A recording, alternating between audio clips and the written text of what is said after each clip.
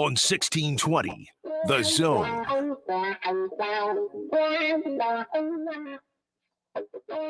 Hello, everyone. Welcome in. Happy Friday. We're with you on the Connor Happer Show here on 1620, The Zone. Josh is here as well. I am. Hello, Josh. Hello, Connor. Let's just set the tone. I don't know how, but let's just be excited. It's today. a Friday. It's a Friday. This might be the last cold day for a bit. I'm not gonna. Don't Josh it. It's not. Don't Tweeterson it. That is a Peterson thing. Yeah. Us Odsons, we don't make bold weather predictions. You don't deal in you deal in absolute truths like Will Bolt. I do not. Always give myself a little wiggle room. Yeah, I like that. We are here on a Friday with big news from last night on the Nebraska basketball front, and maybe slightly surprising news on the Nebraska basketball front. We will, of course, get through that this morning/afternoon. 3 local baseball teams in play this weekend. We'll go through a couple storylines on them, and we have basketball games as well. I was reading a story. A lot of this college football playoff expansion stuff has been kind of unclear as to why. And then the news comes out. It's like, oh, we're not going to be expanding until at least 2026, and then you're kind of left asking, okay, why? What actually happened? Nicole Auerbach of The Athletic wrote a great story, kind of a just recap of how we got to where we're at, and getting into the nitty-gritty, the details of it a little bit. It's pretty disappointing, as we could have expected. It's pretty disappointing. Who would have thought? Once again, suits in a room. Not only can't come to an agreement unanimously, but there's also some drama, some people just being scared of things that don't really exist. And hey, look, that's basically the same situation we're in with baseball as well. Super cool and super fun that our sports are not advancing because of these things, but that is what we'll get through today. Also, normal Friday guest list: Brian Munson, Brian Christopherson, back to back at 11 and 11:30, and Stephen M. Sipple, the Lincoln Journal-Star, will join at 1. The lineup today is powered by the Rooferees at John Higgins Weather Guide. You could always feel free to get in touch with the show.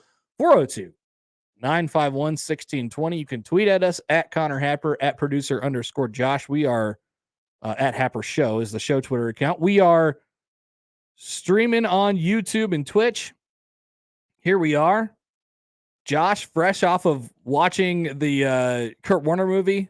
It's really the big story of the day. I watched the Kurt Warner movie last night. Would you like to give us a review?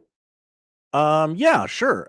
It was a movie that was always going to feel sappy and cheesy because Kurt Warner's real life is kind of sappy, pretty cheesy. Grocery store to Super Bowl MVP. And quite a bit of Hy-Vee product placement. I was shocked. I thought they'd go generic supermarket with that one. I tweeted out a photo. There is a scene where Kurt Warner is in a diner with his lovely wife. They're struggling for money. I believe in the next scene, their car runs out of gas.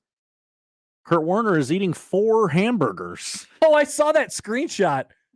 Why does he have a plate of 4 hamburgers? It doesn't say. They don't address it. He's not bulking up for anything. They don't have any money. I mean, he scraped together $4.80 in quarters and tried to buy gas with and it got in the 4 next hamburgers? Scene. No, like their car ran out of gas on the side of the road, and they pull the quarters out of the couch cushions. No, this is completely realistic, Josh. Here's the conversation.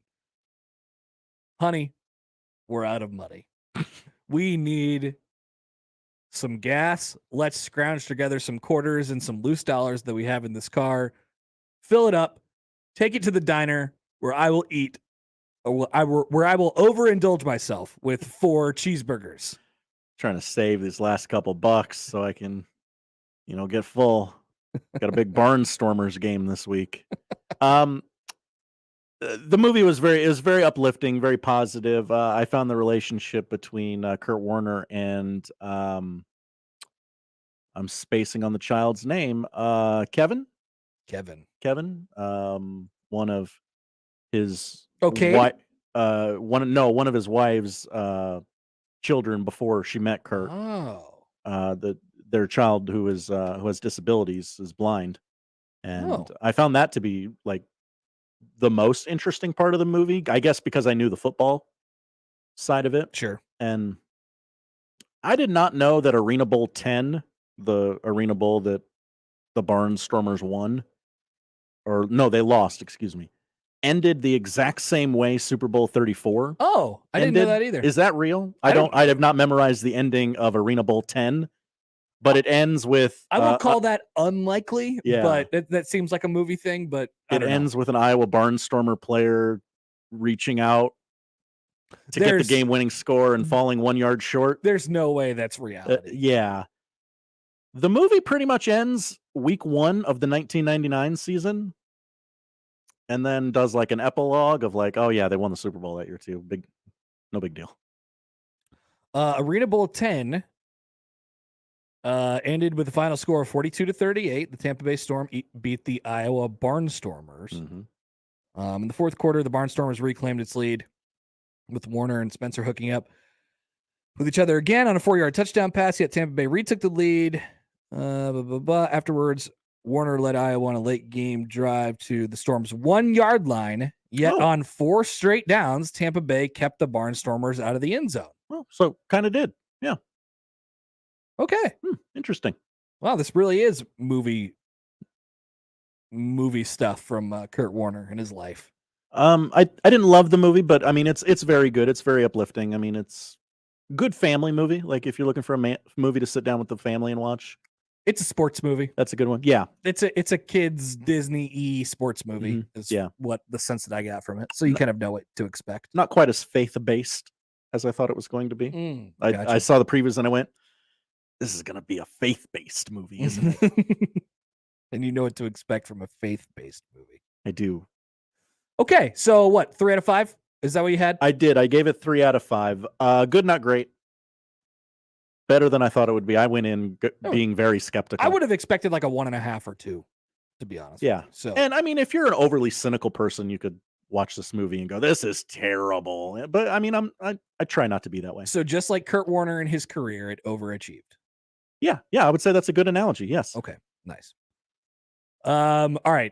Brian Munson will join at 11. Let's open up Nebraska basketball talk to start the show. We want to hear from you guys at 402-951-1620. Fred Hoiberg back as the Nebraska basketball coach next year, according to Trev Alberts on his radio show last night. He went through a bunch of different things. The salary will just barely be reduced. He was making $3.5 million. He'll now be making $3.25 million. But the key cog here is the buyout, which unclear. Haven't gotten confirmation on this. I don't know. I mean, it's a little detail. The buyout's coming down. It was at $18.5 million after this year. Albert said it will go down to 11. That's unclear if that's after this year or next year. The buyout after next year would have been $15 million. So, okay. I thought where did I get 12 from? I might have made that up. But yeah, it was 15. We talked about it earlier this week. It would have been 15 after next year. So I'm led to believe that $11 million figure will be the contract buyout after next year. But we'll get the official details as we go along in that situation. They released a statement while Trev was on the radio show, which is funny. Trev's talking. He's also releasing a statement at the same time. He said in the statement this: over the past few weeks, I've had several productive meetings with Coach Hoiberg, and we agree the results of our team are not acceptable. No one is more disappointed or frustrated than Fred Hoiberg. I have known Fred for a long time and watched him build and lead successful teams. Fred has presented a plan to me that I believe is the best in long-term interest of the Nebraska Athletic Department and our men's basketball program. Additionally, Fred has agreed to restructure his contract to help us make the changes that are necessary to reorient our program. I believe in Fred, and I'm looking forward to working with him as he executes his vision for the future of Nebraska men's basketball. Fred said this. He was not on the radio show last night, so this is all that we have from Fred so far. He will, of course, talk tonight after Nebraska plays Iowa, which will be late, 8 o'clock tip tonight at PBA. Fred says this, as I said, when I was hired 3 years ago, it's an honor to be the men's basketball coach at the University of Nebraska. I'm excited to continue to lead this program.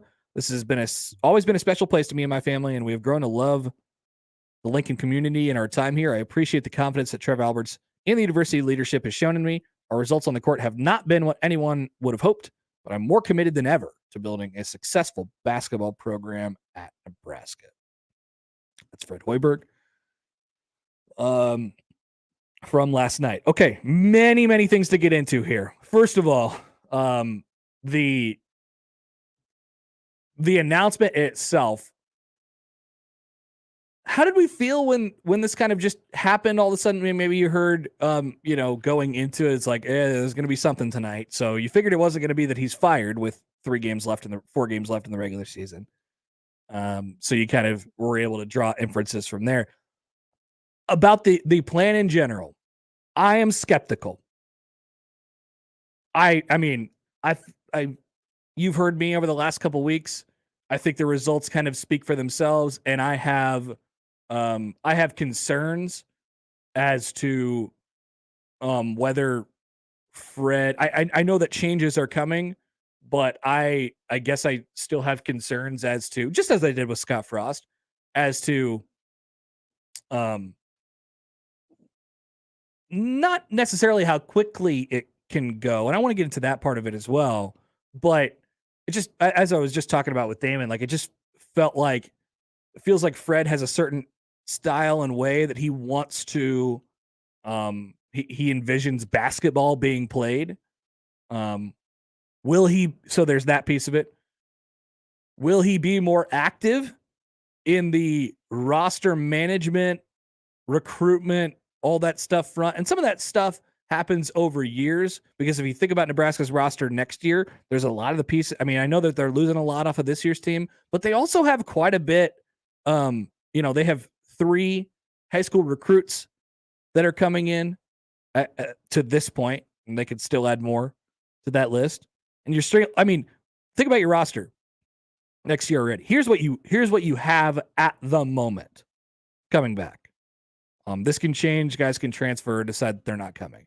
Without the following: Verge, Webster, Lakes, McGowan's, Latman. Some of those, like McGowan's and Lat, have the ability to come back. I don't think they'll exercise that opportunity. I'm assuming that Walker uses that opportunity. I'm assuming that he comes back. So you have the front court of Walker, Andre, Breidenbach, Blaze Keita, who is a big physical presence, and according to most, a ready-made Big Ten big, which is awesome. That's about as strong as the front court's been in a long time, frankly, for Nebraska basketball. And then you have Oleg, the really, really tall, skinny guy. We'll see how his development goes. Wilcher, Tominaga, Edwards are the, guards that will come back that have played at least some degree of minutes. Edwards, we'll see, even though his minutes haven't been quite there this year. And then McPherson, who's redshirting, Ramel, Lloyd, Denham, Dawson, who's already here because of mid-year. He's in for the mid-year, and then Jamarcus Lawrence and the other. So, I mean, that's a lot of guys already. You're going to bring in more, and we'll see what kind of attrition there is. And that's a good chunk of what the roster's already going to look like. And that to me is, it's a little bit more physical, I think, of a team of a roster, just looking at kind of what they have going into next year. But for me, it's less about the players. It's less about, and I know that's obviously super important in basketball. I'm not trying to minimize its importance. I just think out of the two, the players that you have in your roster, the talent that you have, but more so what I feel like what has gone wrong so far goes back to how they operate. How Fred Hoiberg shapes his basketball program from with the arm of from a roster management perspective. Who are they bringing in? But also, there's something about the kind of, this is a hard job, the daily kind of grind of doing this. And I don't think Fred a little bit needs to get involved in the nitty gritty of it. And I think it's a difficult thing to do. It's one of the things that I think since his time at Iowa State, he's kind of made known. Basically, I've talked about this before. He runs a professional basketball program. But what Nebraska needs for a roster that looks like it does, that isn't super overly talented, and it won't be, even, doesn't matter who you get next year. It needs to be a little bit more hands-on. So will Fred make a change from that perspective? From the accountability perspective? And also from the basketball perspective? This has been, if you guys have listened to my show over the last couple of weeks, you know that, my thoughts from the last few weeks. I've used the Iowa game as an example from a couple of weeks ago, Super Bowl Sunday, and the coincidentally they'll play them again tonight. I know their vision. I know what they want to be, but there has to be a realization that they can't be that with the players that they have on the roster and with the kinds of players that they have on the roster. You're not going to win a shootout. And you can't, and I think through 3 years, it should be now painfully obvious that they're not going to be able to score 85 points a game. And I'm not saying that you can't be good on offense. I want them to be good on offense. It's frustrating when a basketball team that you love isn't good on offense. But having to hang that weight on your offense every single night is not a way to win, especially in this league. They have to lock in and dig in defensively. Here's Trev Alberts last night. Josh, we have the clip on some of the things that he hasn't seen this year and that he's looking to see going forward. What are those attributes of the players and teams that are successful in the Big Ten? And what are we doing to create those types of teams? At the end of the day, it really isn't that hard to figure out. Obviously, talent's really important, but every conference is different, whether it be football, basketball, but there's a certain style, there's a certain level and attribute of both player and program that's necessary to compete. And, you're just not going to win in the Big Ten Conference if you're not tough, if you don't play defense, if you're not unselfish with the basketball, if you're not team-oriented, if you're not cohesive, and if you don't rebound. Rebound was the last word there. He's right. And that's all the things that they don't do right now. And I know Fred Hoiberg knows that they have to do that, but does he know how to get better at it? Does he know how to create an environment where they do all of those things? Because, some of those things are physical and some of those things you can only do to a certain level when you have, a requisite amount of talent. But some of those things aren't based on talent level. They're just non-negotiables for a basketball program. And that hasn't been quite implemented. So what you could take a little bit of solace in is that this is, I guess, the positive spin on it.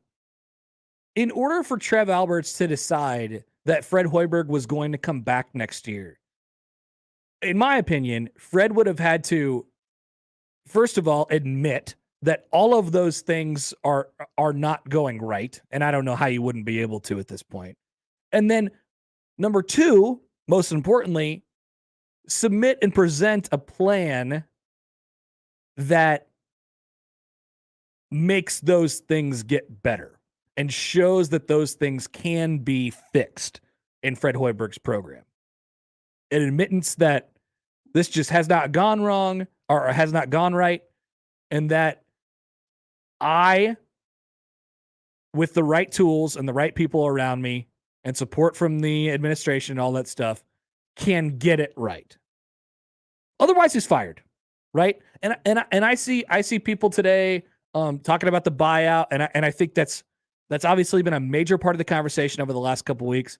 Guys, I'm telling you, and I don't know what the financials look like.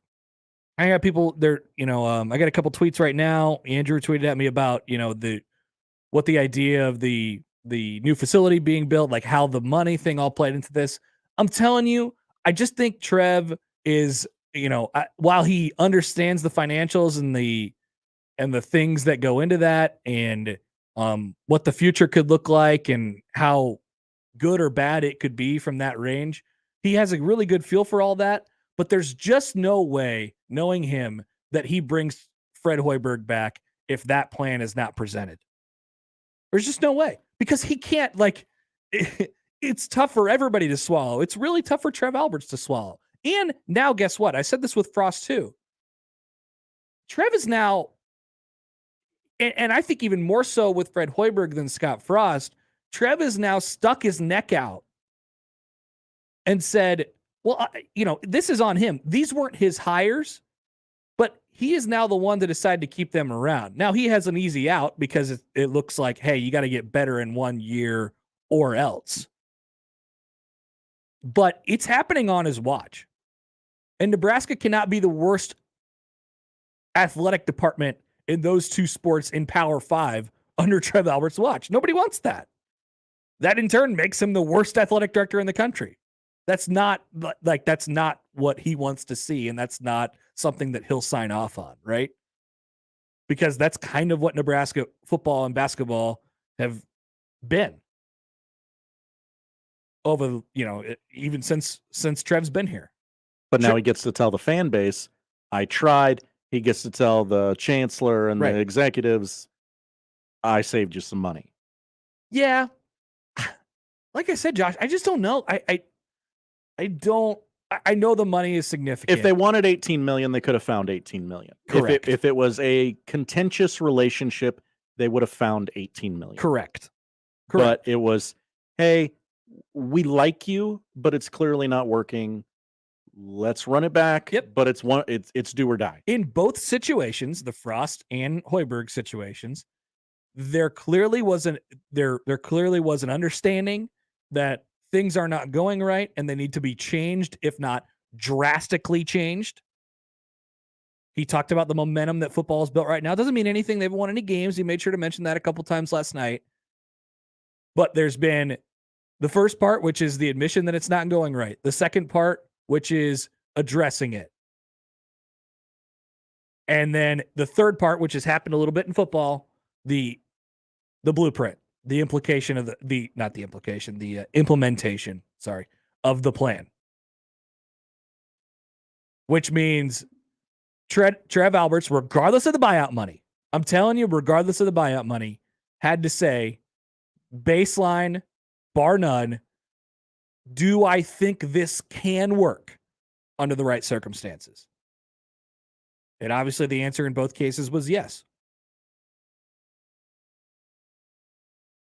And frankly, and not to put it all on Moose, but I don't know. I think the coaches have been set up from a financial perspective and a facilities perspective really, really well. They've had the tools, but were they getting support from the athletic department or Trev's version of it? That I don't know that has been there. And that means when you're going through tough time, the athletic director coming up and saying, what do you need? How can we make this better for you? This is a team deal. How can we make this better for you? Or is the right answer, actually, we're giving you all we can, and this just won't work because I've held up my end of the bargain. And I think in both cases, Trev felt like the previous administration, I don't want to put words in his mouth, but this is my read on it. I feel like Trev felt like the previous administration didn't necessarily give both of those coaches everything that they needed in terms of support or whatever that entails. And he feels like if they do, it can work. Not that it will, it can. They still have to do it. So, like I said, and there's plenty more to get through on this. We'll talk to our guests about it too. I'm skeptical, but ultimately my confidence in this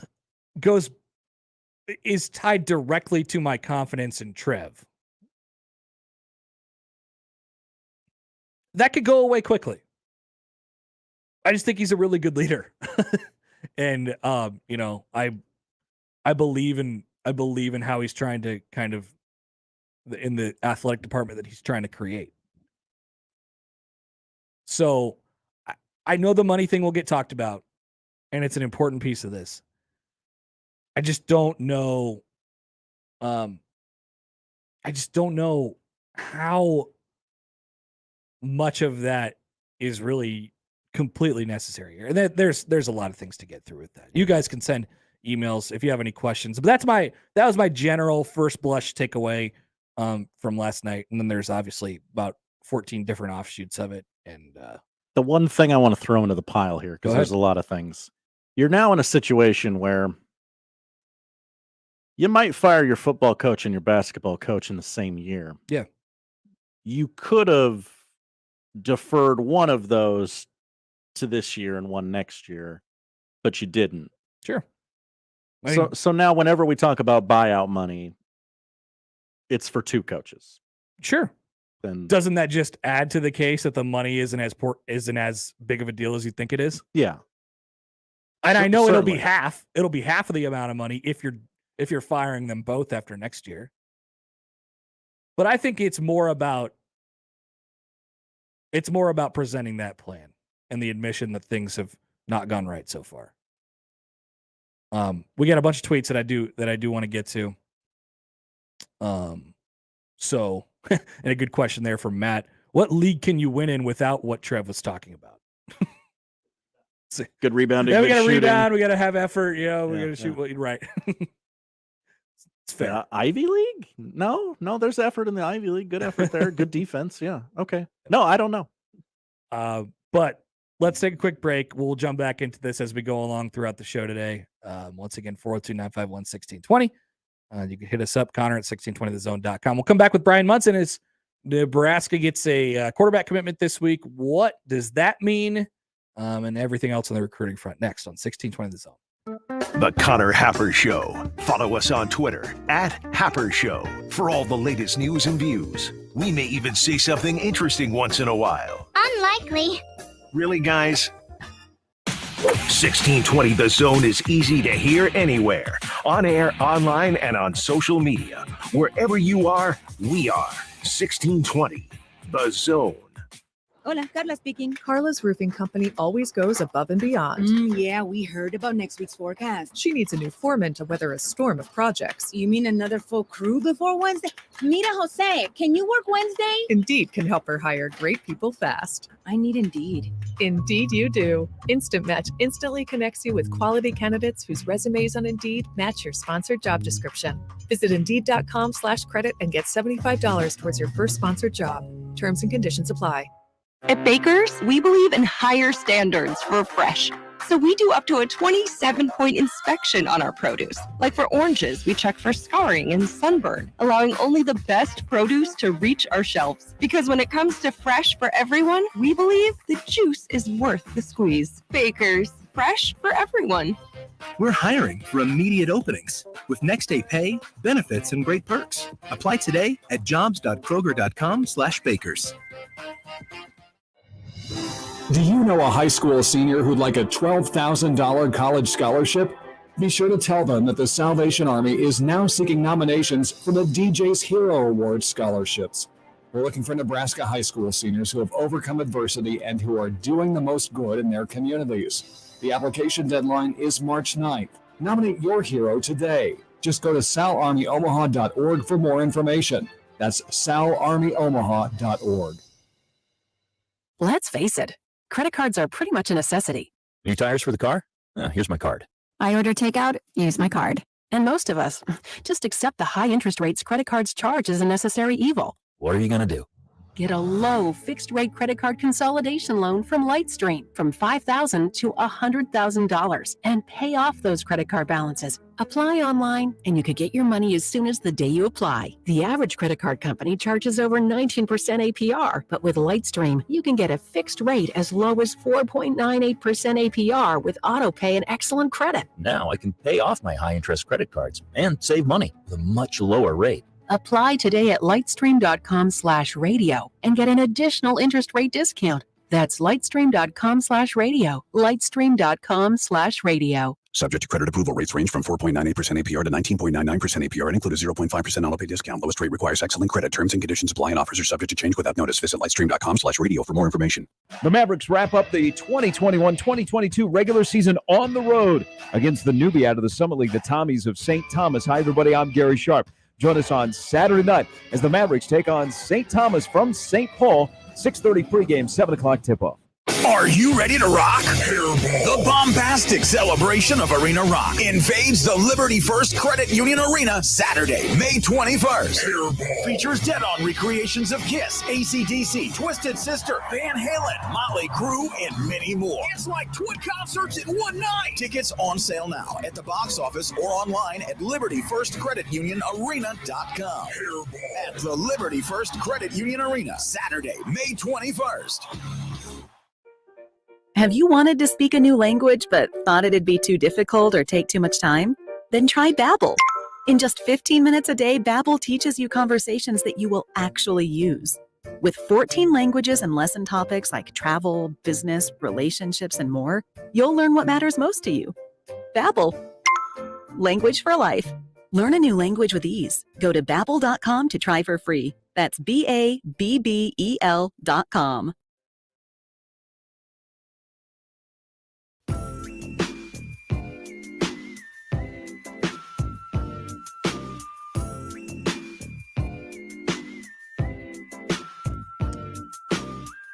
All right, happy Friday. Welcome back in. The Connor Happer Show rolls on here on 1620 The Zone. We bring in Brian Munson of Husker Online. Talk a little bit of recruiting, where we've had 2 commitments, I believe, since we've last spoken. Brian, how are you? Hey, man, what's going on? So the quarterback, I tweeted this out this week, and I don't know, I got some crap back for it for just being a hater, but you know, it's all right. The idea that the quarterback commitments don't quite pack as much of a punch anymore in this in the landscape of college football that we're in, it's because of the transfer portal. It's also because of Nebraska's situation. This is kind of a 1 year, like, hey, you better figure this thing out. What the general thought on that idea? Yeah, I mean, I get what you're obviously saying. You don't have to agree. You definitely do not have to agree. I don't want to sit here and tell you too much that I don't agree, but I would sit here and say to you that I think that, you know, you're talking about what? You're talking about 1, maybe 2 guys typically get like a 5-star rating, and then you're kind of into that 4-star, and the 4-stars are fairly limited anymore too. Maybe you're only talking about 10 of them. So if you've got 12 guys, a dozen guys in the nation that are either 5-star or 4-star, then you start talking about 3 stars running out from there on out. And those are typically then going to be the majority of the players that, you know, you're going to end up having to go ahead and play with. So, I mean, just to give you some examples of some other teams that took 3-star quarterbacks last year, but you had Texas A&M. Oh no, Texas A&M took a 4-star. I'm trying to think back here a little bit. Stanford took a 3-star for sure. Louisville take a 3-star. No, I mean, like it doesn't have anything to do with how good because I think he's good. Like I think William Watson is a pretty good player. It's getting harder and harder to imagine, especially given what Nebraska has at quarterback, and then even what they may be going after for the next class. That's an important part of this conversation too. It just gets harder and harder to imagine like him being the guy. But I think he's good. I mean, I don't have any qualms about that. I love Watson's film. Yeah. His footwork drills. There's a couple of his footwork drills that I just absolutely love. Where he's kind of doing a figure eight, moving forward, moving backwards, moving sideways, and then he's kind of peeling around and he's throwing a ball to the edge of the field, which are all like some of the most difficult things that obviously that a guy's going to do in the pocket.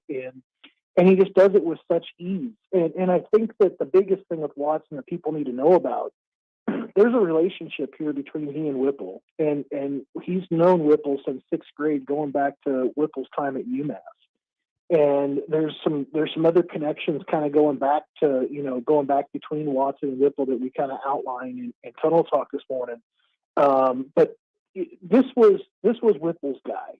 I think that we would draw up the board, and I kind of did last week in Tunnel Talk, where it was like J.J. Cole and Avery Johnson, and then all of a sudden William Watson with the bullet, because that out of phase offer. And when I say out of phase, I'm talking about the time frame that was happening before the junior day visits were going on, when you had all the coaches on the road and they were making those offers, and all of a sudden you get into junior day and it's like, hey, Nebraska finally gets a couple of these guys to come in, and they get an offer like you kind of expected, but then all of a sudden there's this quarterback coming in the weekend before J.J. Cole is going to be there, and all of a sudden he picks up an offer, and you're going, okay, there's something going on here. And there was a real good reason to kind of see that one pop up on everybody's radar, but this one definitely seems like this was Whip's guy. And I think to your point, I love his athleticism. I love the fact that he's an athlete, but he's still a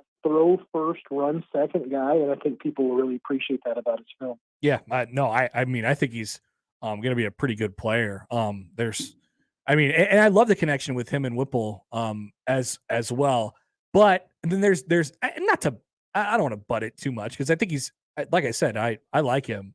He's always going to be connected for as long as the two play college football with the in-state quarterback here in Zane Flores. And as far as I know, there just hasn't been a whole lot of connection between the two parties. Nebraska's gone elsewhere as far as their quarterback commitment at this point. Is that fair to really either side? And is this just kind of the reality of where we're at right now? It's just the reality. I mean, Zane didn't have a lot of contact with Verduzco before Verduzco left Nebraska, and he's had probably even less since Whipple's got there. And I think I think it has a lot to do with what Whipple kind of sees or knew about recruiting coming into this scenario, and not having to go back out there and reevaluate too much, but he needs to move forward with his guy and get his guy in the boat.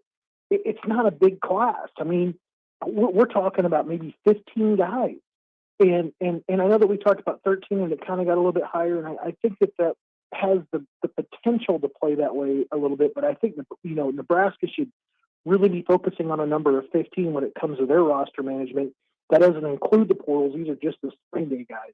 So I think for now, I think that's just the way that things have kind of shook out. But I did outline in Tunnel Talk, based on Oklahoma State's board and the fact that Flores is holding an offer, I think people have got to be thinking that Oklahoma State's going to be pushing really hard to try to get Flores to Stillwater soon, and get a chance to eyeball him, get him to walk around a little bit, figure out what he's all about, how much how much they really feel like he likes what's going on down there in Stillwater. Eskimo Joe and the Wormy Dog. Yeah. Yep. Brian Munson of Husker Online is with us. What else should we watch for? I want to talk about Sam Sledge and kind of just offensive line recruiting anyway, but let's go just kind of what are we looking at in the spring here as far as, I mean, it can be a pretty active time in recruiting, guys. visiting for practice, then obviously culminating in the spring game here, which we're once again not that far off from somehow. Yeah. I guess what should we look for this spring as far as recruiting is concerned? Nebraska's going to try very, very hard to keep as many players coming in and giving them the welcome mat anytime they can get to Lincoln, essentially for a practice. And that is something that definitely I wanted to talk to those guys about, like, hey, what's the next time, for you getting on campus? Like, well, they talked about me coming up for practice. Okay, so there's going to be a big emphasis on trying to get those guys back on campus as much as they possibly can. And remember, those group of guys that we, for the most part, were more either in-state or regional kind of guys. So that they're really going to try to drive that home. Hey, you get a chance, get some time off, got a spring break coming up. You want to leave school on a Friday or whatever, get here to catch this. And we have a scrimmage, inter-squad scrimmage here. It's not really the spring game. It's on this Saturday. Come out here and check that out, too. I think Nebraska's going to try very, very hard to get as many guys on campus, back on campus, that they had already for the January junior day visits. We're also going to start seeing another series of junior days kicking off in the month of March.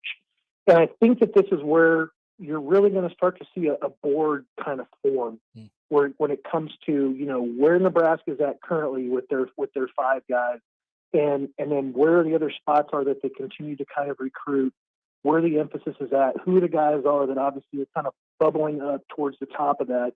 But I think that's where you're going to go. And then hopefully you'll start talking about some official visitors, and then you're going to get back into camp time, and you'll have some time off in July. Ryan Watson is with us. Okay, so Sam Sledge in the offensive line. First of all, Donovan Raiola is a name that pops up here, obviously, and the connection seems to be there with the local recruit. I guess, what is your impression on him so far? Because we didn't get a very good or one at all, I should say, when we talked to him at the beginning of January, kind of when they got here. He's just a quieter guy, and it's a new thing for him as far as the size and the magnitude of the job. Yeah. What have you heard from the recruiting trail about how people have kind of received Donovan Raiola so far? I think from talking to Gatula and talking to Sledge about him, they're very, very interested to get to work with him. I think that they see that he has got a different approach, a different way he wants to kind of coach. I think it's something that they're very interested in how he wants to kind of do things. I think with the offer to Sam Sledge, I think it says something about what Coach Raiola values, and he values those guys that are hardworking and that are going to go out there and do the right thing. And I think that he also is looking for some guys that have some versatility, particularly inside. So I think that you can definitely read more into the Sam Sledge commitment than just getting an in-state kid. That guy right there is a 4-year starter. That guy right there is a multi-sport athlete, and I think that when you really start to put 2 and 2 together, then you're going to talk about a guy that's also a coach's kid and is going to go in there and is going to have some mental makeup already about what it's going to take to be successful at the next level. What's going to be expected of him, and be halfway prepared for that stuff, as opposed to having it come out of left field and not be a guy that's going to respond very well, as a true freshman. So I think that there's a lot of things to really, really like about Sledge. And then talking to Gatula, he's had a chance to kind of get over there and watch some film. So I think that that's a guy right now that's almost trying to find a way to kind of, be part of the program before he's actually technically part of the program. And it's so smart for Gatula to do. He's got such a great home court advantage when it comes to being able to do that. But I think those guys are really, really excited about his approach, and how he wants to coach those guys. And I think people should take away that he wants to bring in those in-state guys. He sees them as a cornerstone of the program, and he really feels like he can get the most out of those guys. Does Sledge feel like a possible? Because I don't know, and maybe they land on this year, but there's a bunch of uncertainty just at who goes where on that interior offensive line, especially at that center spot in the post Cam Jurgens era. And I know we're talking about a little bit down the line here, but he feels like he could be a candidate. He's an obvious interior guy for me anyway. I guess, where do you think he kind of slots in there right away? Yeah. I'm thinking more left guard, but I'm thinking more he's going to get the look at center. I think that he's a guy that's going to be able to, if they're going to tell him to start to pick it up, I think he's going to be a guy that's going to go out there and challenge himself to work with his dad, to find some other guys around that know how to snap the football, that know about technique when it comes to playing the center position. I'm sure there's plenty of guys there in Omaha that would be willing to step up and help a guy out like Sledge. But I think if he's initially slotted to guard, it's an initial slotting. I think that's going to be your center for the future at Nebraska. Yeah, I feel that way as well. Brian, man, we'll let you go. Oh yeah, you're going down to baseball this weekend, right? In Arlington. I am. I've kind of thrown out some emails to some folks. I know they're also going to be there. I know the roads have been terrible for the folks that are making the trek down. We decided to get our winter weather as well. I can let everybody know that right now, if you're still planning on coming down, if not today, later on this weekend, that some of the stuff is finally melting and they'll be above freezing temperatures, I think, from here on out for a while. So Globe Life is a beautiful venue. Yeah. Could not encourage you more to get down here and check it out. Well, they keep that it's got a roof on it, right? They keep that thing temperature controlled. It is temperature controlled, man, and it's a wonderful venue. Yeah, it looks really, really nice. Okay, well, enjoy that this weekend. We're looking forward to Husker baseball potentially bouncing back. Appreciate you, Brian, and we'll talk later. Have a great weekend, man. Brian Munson, Husker Online. Yes, Nebraska's at TCU this weekend, playing in a big league ballpark. Some of the pictures last night, getting out there, taking some BP, stretching out. Well, I mean, I don't know.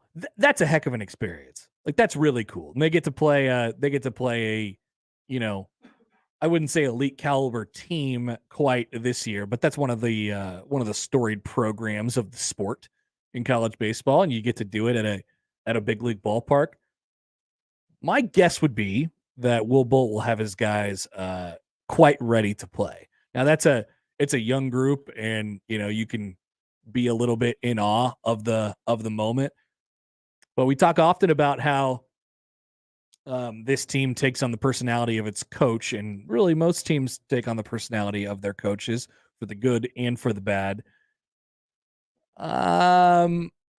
Will Bolt, not one to be stirred up by the big moment. So I have a pretty good amount of confidence that Nebraska should be able to handle all that comes with that. Great for recruiting going forward too. No doubt. Hey, come to Nebraska playing big league ballparks. Well, they want to recruit in Texas too, Mm-hmm. and they want to have a footprint there. Everybody on the staff has ties there in the state and in Texas and Oklahoma, and then here in Nebraska as well. No doubt about it. No doubt about it, Josh. Other baseball, Creighton is at Loyola Marymount this weekend, looking to pick up their first win. So they're in LA. Same with UNO, who's at USC. We didn't get a check in yesterday and see how their off day went. But I'm sure if we really scoured social media, we could find a pick or two. Yeah, check the gram. After beating UCLA, and then getting maybe getting a practice in yesterday, and walking around LA, just enjoying the weather. Hit up Rodeo Drive. Rodeo Drive. That's probably what us Hicks would call it. We're gonna go down to Rodeo Drive. D2 Mighty Ducks. So that's the baseball set up this weekend. We have the baseball and the basketball as well. It's a bounce back weekend for these baseball teams. It is, yeah. They need a little bit more positive momentum. But remember where we are. Remember what the temperature is outside, and keep in mind this is a long season. There are games to play, so We have that this weekend, of course, hoops as well. Brian Christopherson will join us. We haven't really done the, hey, we're a radio show or we're a media outlet in the state of Nebraska. Let's preview spring ball. We haven't really done that exactly, BC has, though, because he's a true pro. He's a true pro. So we'll get his thoughts. Sipple's going to join later in the 1 o'clock hour. He has a he's going to be chatting with the AD. So we'll get his immediate thoughts. Why don't he chat with the AD on our show? That would be interesting. Yeah. We could just patch them both in. Yeah. Absolutely. I mean, that'd be great for us. I don't think it would really behoove them that much, but yeah, it'd be really I don't great care for about us. them, Connor. That's exactly right. I care about you. We got to look out for ourselves, I suppose. So Simple will join us a little bit later, but it'll be fresh off that conversation. So plenty to come on a Friday edition of the Connor Happer Show on 1620 The Zone. Live from the Host Coffee Studio, this is 1620 The Zone. Listen to Woodhouse Auto Family Blue Jay Overtime, the Creighton men's basketball postgame show on 1620 The Zone, and live from the downtown Addie Sports Bar and Grill on 10th Street right after every home game, exclusively on your home for Creighton Blue Jays, 1620 The Zone. Since this is a radio commercial, you can't see the people standing behind me. They're the Langfeld family. Everybody wave. Oh, sorry, you can't see them because radio. Anyway, the Langfelds are the family behind Langfeld Overhead Door, where they proudly install Midland garage doors to fit any space and style, and they don't take a backseat to anyone when it comes to their service. Because if something goes wrong, it's their name on the line. So they're going to make sure it goes right every single time. Langfeld Overhead Door, 402-234-2700. Equitable Bank. We take banking personally. EquitableOnline.com. Ladies and gentlemen, we're about to listen in on a transmission from Major Laura Stanton, the first person on Mars after a 7-month mission to the planet. Houston, do you read me? Copy that, Major. Anything you need? Yeah, what were last night's Powerball numbers?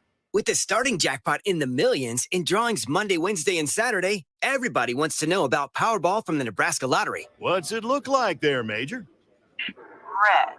Top prize odds 1 in 292 million. Attention, anyone standing near a mud puddle. Trucks and Bucks is back, so take cover. The Nebraska Lottery's most popular scratch game is roaring down the road again. And this year, we're giving away 8 blue 2022 Ford F-150 XLT Super Crew Flex Fuel trucks. So buy a $2 Trucks and Bucks ticket today. You could win a new Ford F-150 and make a real splash in your neighborhood.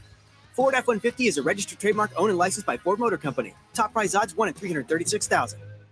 You want to be the best on the hard court this spring and summer? You can do it with the Omaha Sports Academy. Spring and summer tryouts are right around the corner where you can earn the right and be the best and play against the best, whether it be 3rd through 8th grade, 15 and under, 16 and under, 17 and under, boys and girls. Tryouts are coming up. Be prepared. Be part of the spring and summer with the Omaha Sports Academy. For more information, to find out times for tryouts, go to the website, omahasportsacademy.com. Earn your right to play with the best, Omaha Sports Academy and the Crusaders. Here's this week's Maverick Minute. Omaha Hockey proved it intends to be a factor in the NCHC postseason seeding by sweeping the preseason team picked to win the league.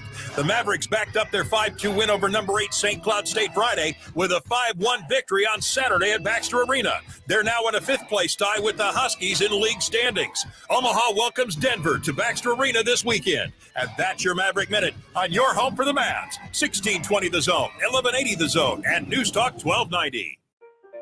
Have you wanted to speak a new language but thought it'd be too difficult or take too much time? Then try Babbel. In just 15 minutes a day, Babbel teaches you conversations that you will actually use. With 14 languages and lesson topics like travel, business, relationships, and more, you'll learn what matters most to you. Babbel. Language for life. Learn a new language with ease. Go to Babbel.com to try for free. That's BABBEL.com. Have you wanted to speak a new language, but thought it would be too difficult? Then try Babbel. Babbel starts by teaching you words and phrases that gradually get more complex. Soon, you're practicing short conversations. So in 15 minutes a day, you'll be speaking a new language in a few weeks. Babbel is built around real life. It teaches you practical conversations that you will actually use. Babbel, language for life. Celebrating 10 million subscriptions sold. Now try Babbel for free. Just go to Babbel.com today. That's BABBEL.com. Shop Woodhouse Place Hyundai and Nissan, 144th and Giles. KOZN, Bellevue, Omaha, Council Bluffs. Let's get back to the Connor Happer Show on 1620 The Zone.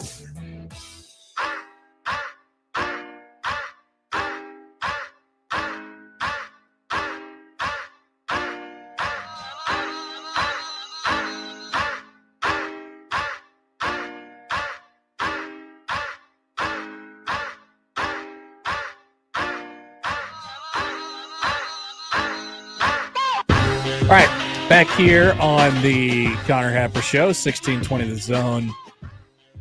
Big news last night from Nebraska's athletic director, Trev Alberts, retaining Fred Hoiberg for another year. Spring ball starting up on Monday. A little press conference and a lot to come out of that. So we're not quite starving, but we have Brian Christopherson of Husker 24/7 up now. ABC, what's going on? Not much. You're very punctual. I really appreciate that about you guys. You're right. You call me always right on time. I would, or a little early even. Yeah. Well, I want to be. I want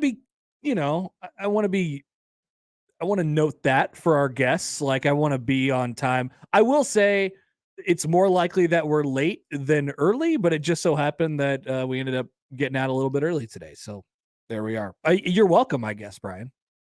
Yeah, well, now that I gave you that compliment, you got to live up to it every time. Otherwise, I hope there's immense guilt that follows you. Yeah, I'll ask really, really good questions today. Okay, so Fred Hoiberg back for another year. This is something that is definitely already a part of the conversation, and something that we almost surely won't know. But your gauge on how big of a factor the buyout was in him getting another year. Obviously, it was bumped down, but just does it? Because I think some people are kind of making it out to be, hey, you didn't want to pay the $18 million, so yeah, go another year. I don't think it's quite that simple.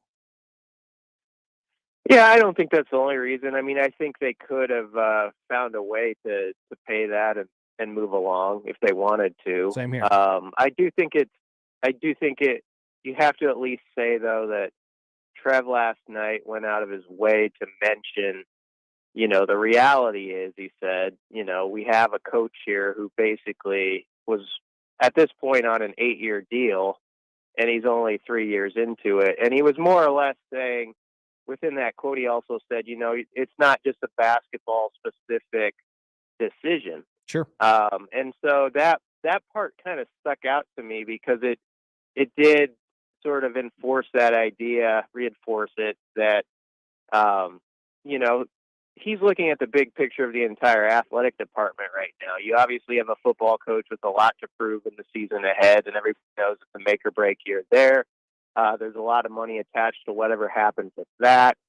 And with that in mind, it is a tricky time to let go of a basketball coach where you would be paying, $18 million on the way out the door too. So I think you're right that it's not the only thing, and it's not like Nebraska couldn't have moved on it, but it's a piece of it. And I think Trev kind of laid out that it was at least a piece of it last night. Yeah, but if the conversation doesn't happen between, Fred Hoiberg and Trev Alberts of like, all right, I know that this isn't going right, and who doesn't, but also we're going to have a plan, and here is the plan for it to make it right. We're not talking about this. So I understand the willingness and the want to kind of, I don't know if be patient is the word that I would use here, because there's some urgency, obviously, and that was made clear last night, and I'm sure in the conversations as well. But there's also a thought that, hey, well, things got to change in order for it to go the direction that we want it to go. We just think that you can potentially do that. Yeah, and I think Trev wanted some more time with Scott Frost and Fred Hoiberg to work with them. I mean, I think that's just part of it. He basically looks at this like, I just got here 7 months ago. It hasn't worked for you guys mostly. most of it before I got here for whatever reasons. Let's be part of the plan together, and let's see how we can affect change together.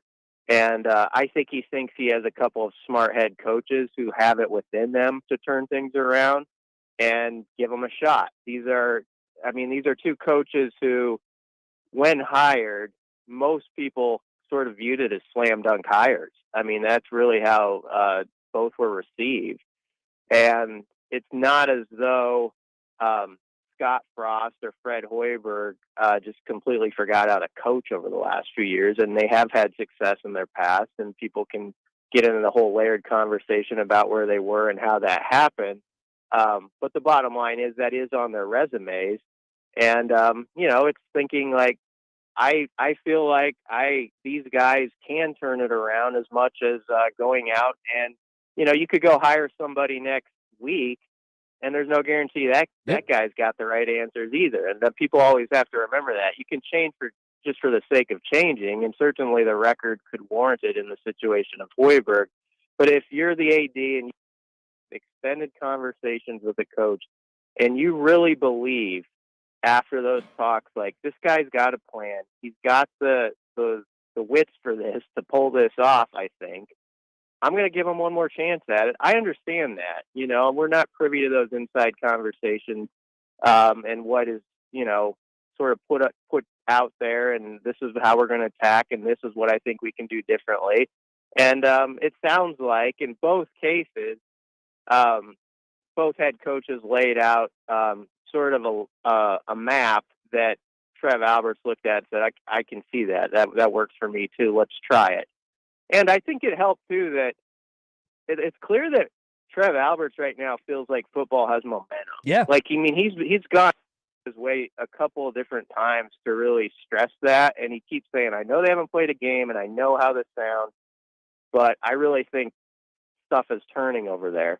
So he's going off of just having done this with Frost a few months back and sort of seeing changes and seeing a new energy and seeing that maybe that can work and thinking it can, and saying, well, that could apply to Fred Hoiberg with basketball too. So, and save a little money along the way. And who knows, maybe he hits big, and this is just part of a great story of how they responded to all the skepticism and challenges that were out there. So I think he made a financially prudent move by doing what he did. I don't think it was the only reason they did what they did, but it is. I would say it's a slice of it. I also get the sense that from Trev Alberts that he feels like he can help those, and we can talk about both of them in this circumstance, Frost and Hoiberg, that the administration or he specifically can do more to help those coaches as well and put them in the right positions, whatever that means, whether that's BC and whether that's applying more urgency, having daily conversation or weekly conversations about what's right and what's wrong, just having a presence among the, within the two programs. Do you feel like that's part of the reason too, and part of the motivation maybe from Trev's, that he genuinely feels like the administration part of this can make a difference too? Oh, absolutely. I totally think he sees two coaches who have enough of the traits that he would like in a head coach that he can work with.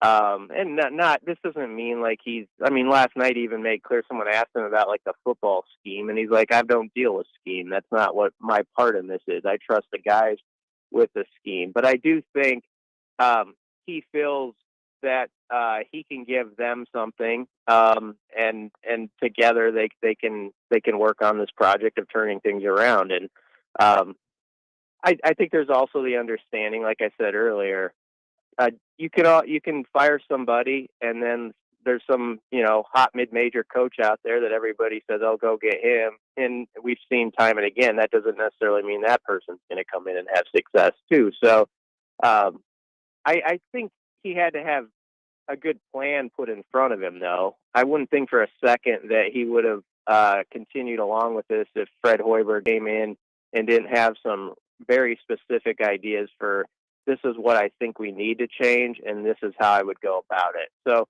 I do think that was a big part of it, is those guys came forward with something. And I think he probably also understood in Hoiberg's case, and some people will swat this away, and that's fine because the record is what it is.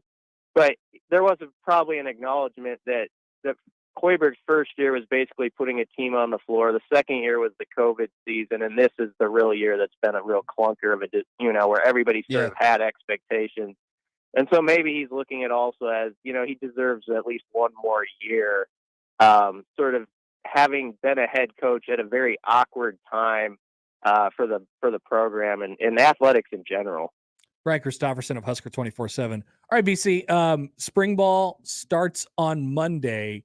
Do you think we'll get any closer to kind of figuring out, what, maybe not even from a schematic standpoint, but what this offense looks like, and where things are kind of coming from, and what the mesh looks like, right? All the talk about the mesh between Ross' offense and Whipple's offense. Do you think it'll be a while before we get closer to that answer, or are we gonna have to wait till fall, or do we start to get kind of clues, little crumbs of it as we go on throughout spring here?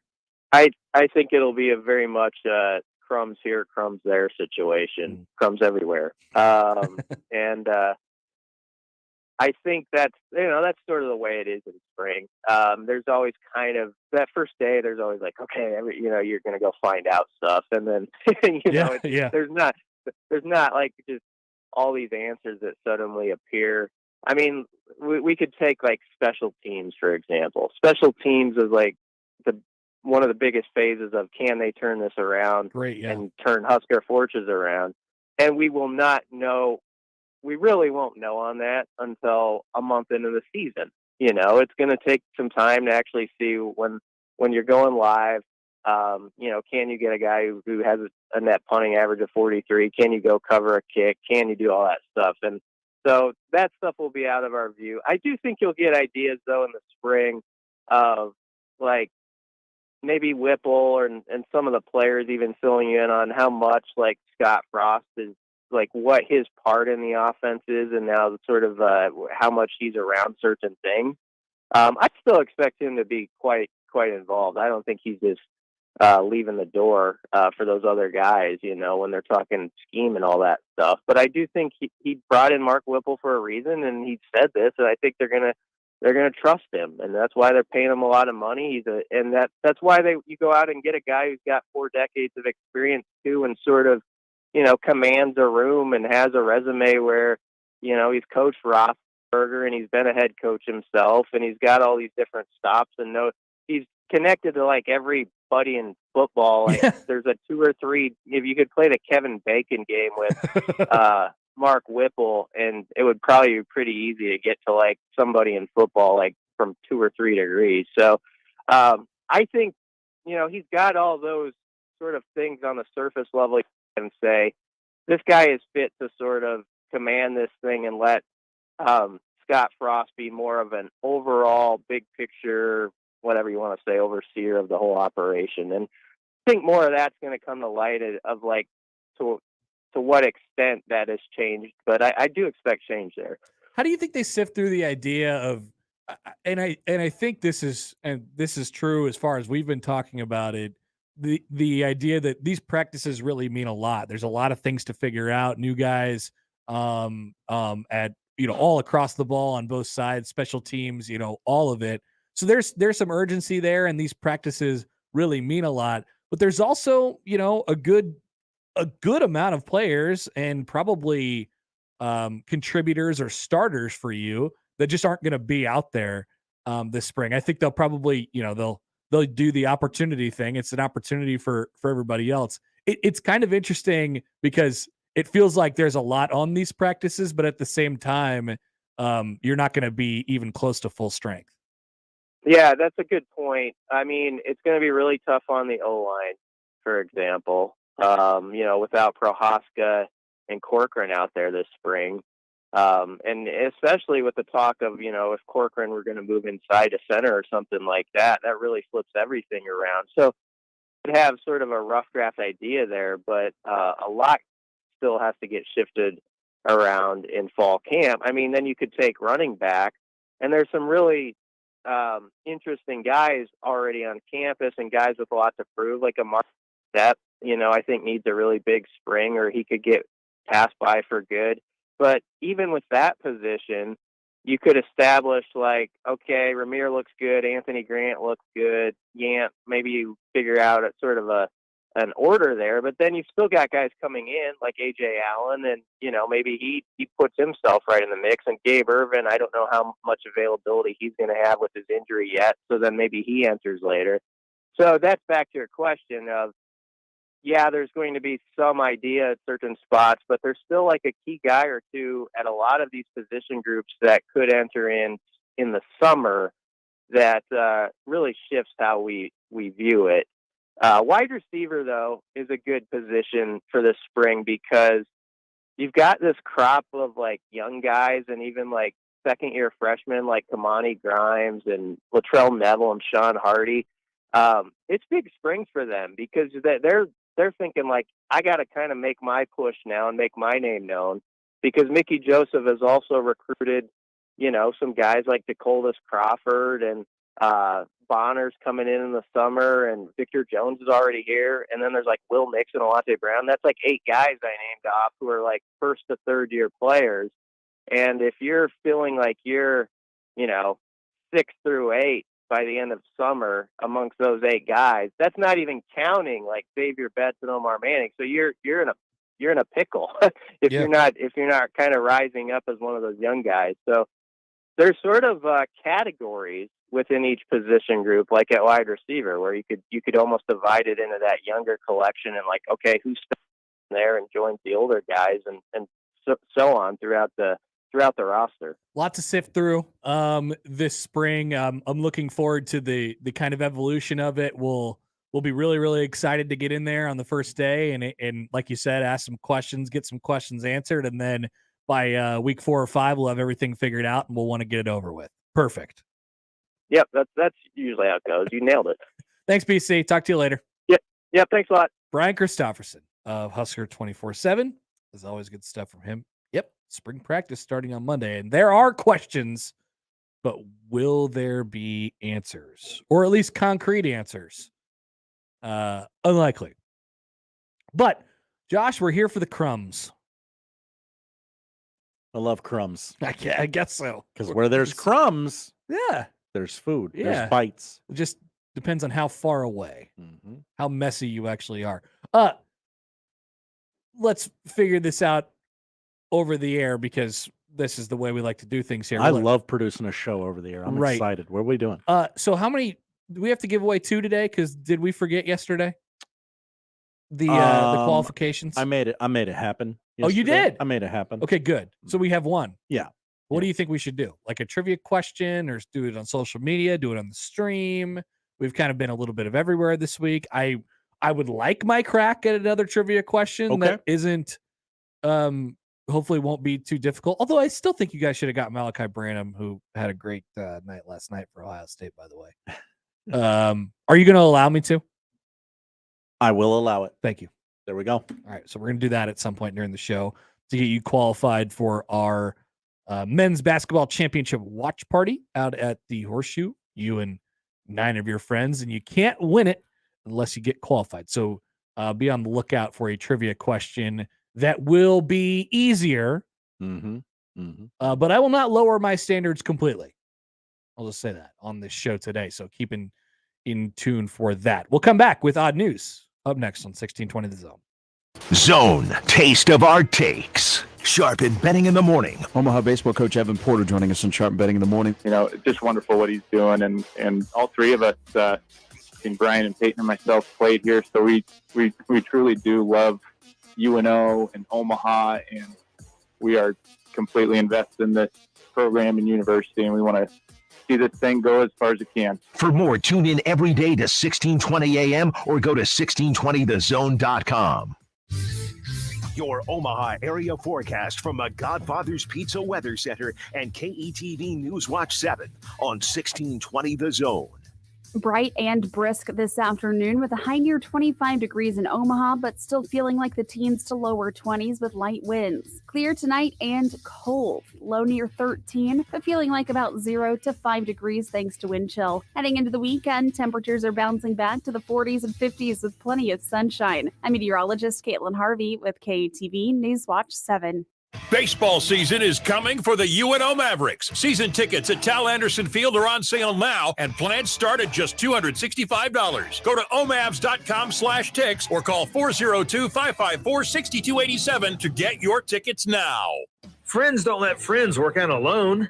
Hi, I'm Rodney Stephen, owner of Genesis Health Clubs. How good does it feel to share a new restaurant or a new movie with a friend? They get to enjoy something new, and you get the joy of sharing it. Fitness is no different. For a limited time at Genesis Health Club, join month to month with no enrollment fee and get an unlimited guest pass so you can bring a friend every time you work out. Hurry, just 3 days left. No contract, no enrollment fee, and bring a friend for free. You'll have the VIP golden ticket to get your friends, family, or even coworkers into Genesis Health Clubs for absolutely free every time you work out. But beyond helping a friend with better health, you also get accountability, which means they are counting on you and you are counting on them to make sure you both hit your fitness goals. No contracts, no enrollment fee, and bring a friend for free. Come into the club or join online. It only takes a few minutes. 3 days left. Go to genesishealthclubs.com for no contracts, no enrollment fee, and bring a friend for free.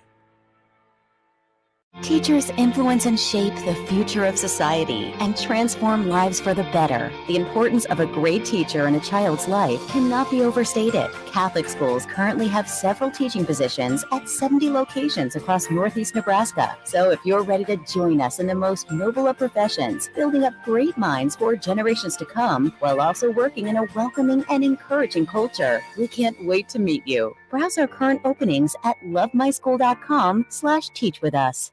Hello, this is Doug Nodgard with Equitable Bank. We are now open and ready to serve you at our second location at 202nd and Pacific. You may ask, why are we growing so fast? It's simple. With Equitable Bank, you get the best of both worlds. A great digital banking platform backed by our customer service. Once you bank with us, you'll never want to leave. When you're ready for a superior banking experience, give us a call at 402-827-8100. We'll answer on the first ring. Equitable Bank, we take banking personally. Member FDIC.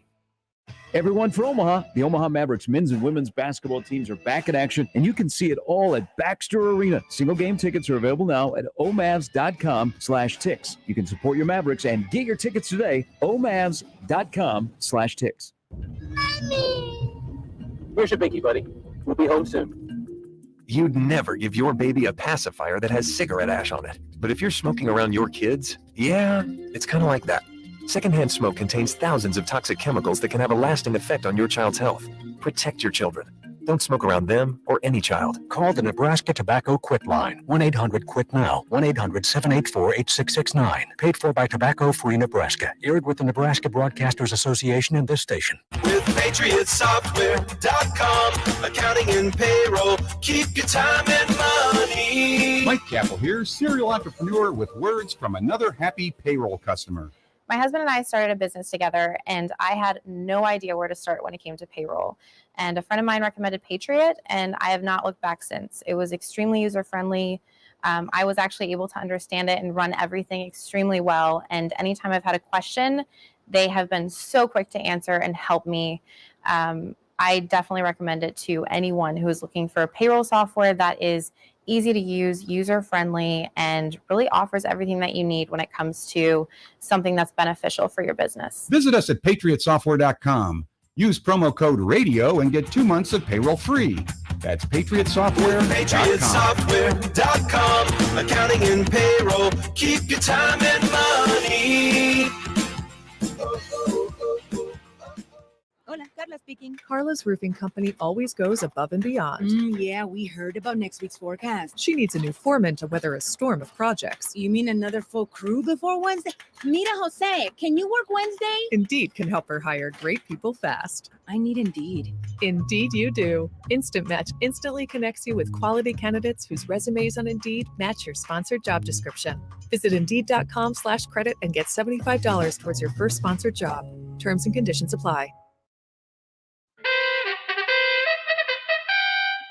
And now we've reached the point in the show where Josh Odson reads the peculiar, the bizarre, the comical, the odd news with Odd Son. Odd news, Odd Son. See what we did there? The odd news with Oddson. All right, it's time for the odd news. Josh is here. He hasn't really gone anywhere throughout the show. I'm here. He's here. On the ones and twos. Hello, Josh. Hello. We start in Amish country. Always fun. Where a reckless Amish buggy driver accused of DUI tells Pennsylvania cops he had a couple beers. Sure. The horse-drawn buggy was being driven so recklessly the wheels were throwing sparks, Pennsylvania cops say. When they pulled it over, the man driving it told police that, yes, he had a couple beers, resulting in his arrest for DUI. Huh. So if you're driving a horse and buggy, you can still get a DUI. That is kind of surprising, right? Because you're not operating the horse. The horse is just walking. I mean, couldn't you make that case? The horse is just walking itself. You could. And you're attached to it? Yeah, you could argue that, and I would listen. I mean, I've seen DUI what if the horse cases was on- drunk? Oh, now there you go. That would be a DUI. I've seen guys on lawnmowers get DUIs. Yeah, but you're operating that. That's true. You're operating a piece of machinery. What you do has an impact on what the piece of machinery does. I suppose if you're using that logic, you could make the horse go faster or slower. But I mean, really, you're at the will of the horse, right? Right?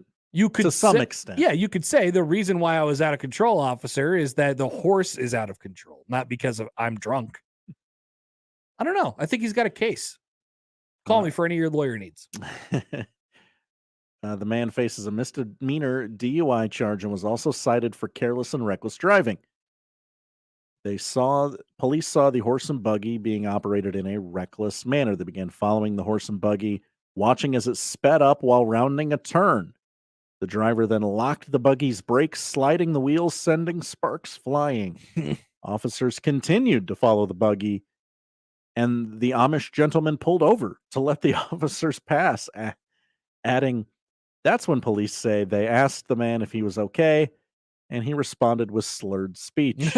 Well, during a field sobriety test, the horse was skittish, so police say they allowed the Amish man to remain by the animal's side until a family member could come care for it. But he's got to pay the same penalty. He's got to, pay the fines and do all that thing as if he got a normal DUI. That's tough. Take me to the general store. Man, that's crazy. Can't drive myself. Here's a weird one from the field of medicine. Doctors at a New York hospital said a man who came in complaining of difficulty breathing was found to have a tooth growing in his nasal cavity. That's not where teeth go. It's pretty gross. Mm-hmm. Surgeons with the Mount Sinai Health System in New York said in a case study published in the New England Journal of Medicine that the 38-year-old man told doctors he had been having trouble breathing through his right nostril for several years. You never want to end up in the New England Journal of Medicine. No, you do not. Because that means you are special. Yeah, you're abnormal. Yeah. Something has happened to you or you are a certain way. Where doctors need to tell not just the people in their lives, but the other doctors in their lives, look at this thing I saw. Doctors discovered he had a deviated septum, a condition in which partition between nasal passages is pushed to one side. A rhinoscopy conducted with a small camera discovered the cause, a tooth growing on the floor of the right nostril. The ectopic tooth, a term for a tooth growing in an abnormal place, was measured about half an inch long. The surgeons say they removed the tooth without complications, and the man reported during a follow-up visit 3 months later that he was able to breathe normally. Wow. This article doesn't say how. It doesn't say how you can prevent a tooth growing from your nose. Yeah, I that's what I'm curious about. I mean, maybe one day I'll just have a tooth in my nose. Oh man, that's tough. Yeah. I mean, it's probably different if you were born with it, right? Or you realize this at a very young age that I got a tooth in my nose, I have trouble breathing. It's just kind of a thing. I'd like to have it taken care of, but this is just a part of me. That isn't probably an easier thing to deal with than at some random point in your life, however many years in, you all of a sudden can't breathe right because you have a tooth growing in your nose. Right? Yeah, that would be way worse. Absolutely. Yeah. Have you heard this week about Hank the Tank? I was just looking at a tweet about Hank the Tank.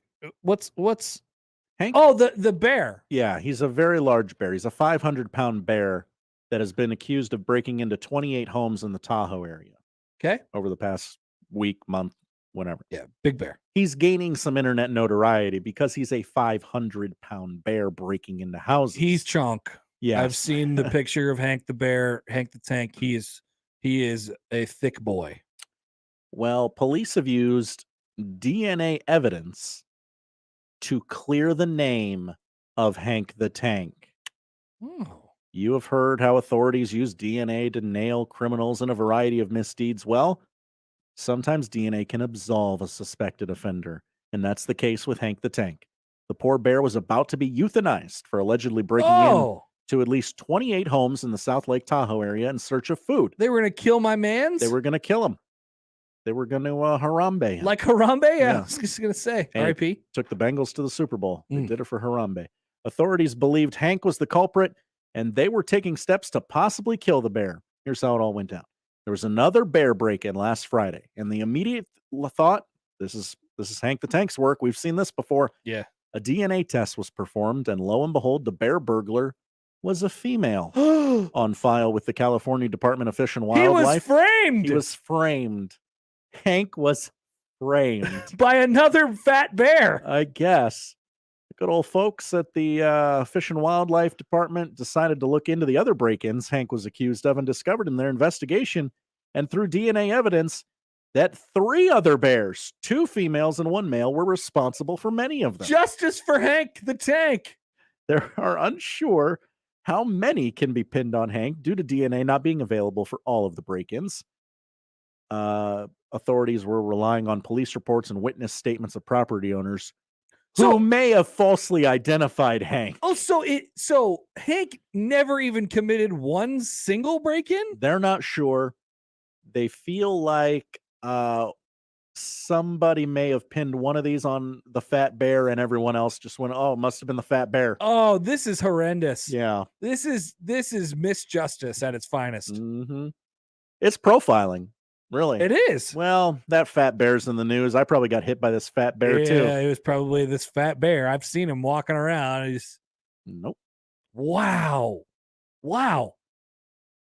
Criminal ring of bears. But in this case, justice is served. You have a bunch of different bears going around committing crimes. I'm just glad the right bear was found in this. And now I don't know if it's found, but identified in this case. We know the bear we're looking for now. We're happy on this show. I think I speak for all of us, me and you, Josh, that Hank the Tank is not being punished for a crime he did not in fact commit. We believe in justice on this show, and I believe that is justice served. Yeah. I'm very, very happy to hear that Hank not only gets to live, but his name has been cleared. Hank the Tanks. Was it? I wonder if they could probably do a movie about Hank the Tank, or at least a children's book or something like that. Could definitely see a children's book. Like they're getting how they really take it up to the last second in the movies. Like they are about to, however they kill bears. I don't want to get into that. I don't want to ask the question, how do they kill bears? But they're getting ready to smoke this dude, and waiting for the call from the governor. Yeah. He's like, you need a miracle, Hank. And then the phone rings. And Hank's like, however, a bear stalks, I'm telling the truth. It wasn't me. You got the wrong bear. That's a movie that It was my ex-girlfriend, my ex-wife. You got the wrong bear. That's my bear accent.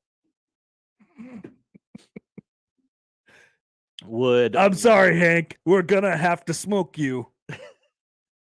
And he gets, he gets ready to pull the trigger on the dart gun or whatever it is, and the phone rings. Sir, you're gonna want to come down to the station and see this right away. No, just let me finish this. I got one last job. No, you don't understand, sir. Hank the Tank is innocent. I told you. That's odd news. You're lucky, Bear.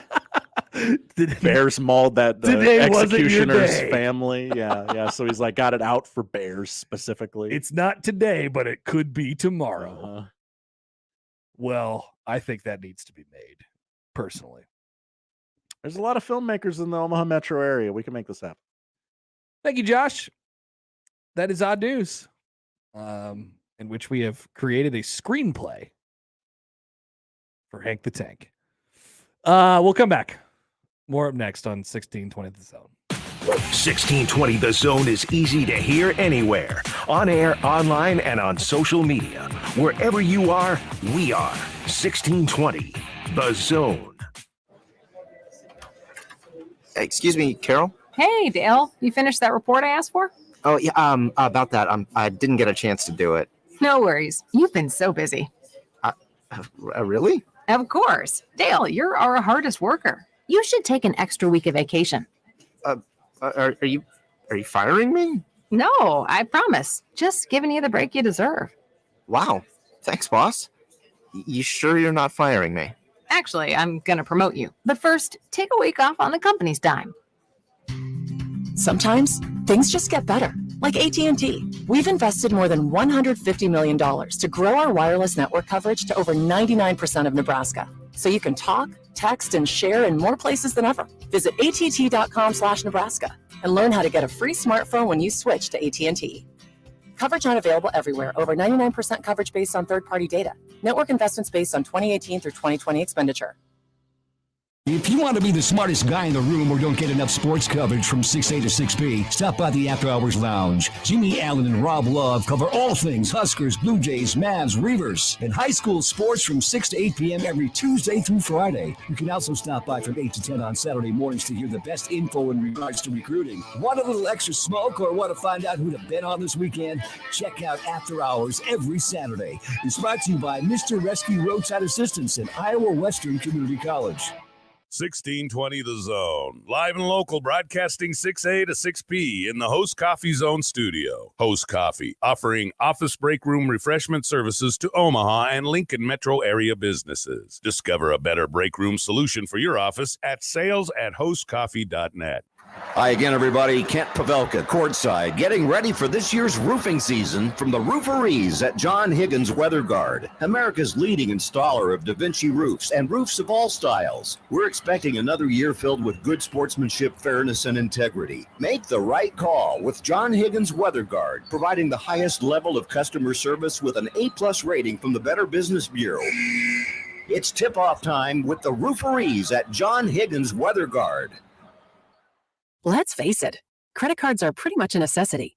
New tires for the car? Here's my card. I order takeout, use my card. And most of us just accept the high interest rates credit cards charge as a necessary evil. What are you going to do?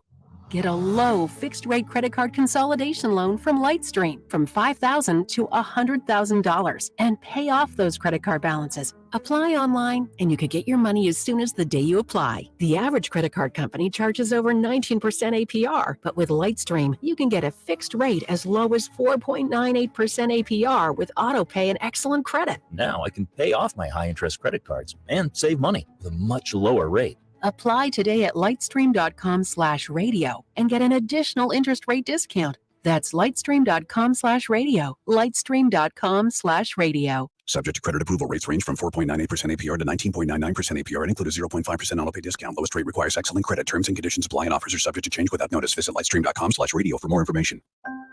The very best hearts and minds in pediatric surgery can be found right here.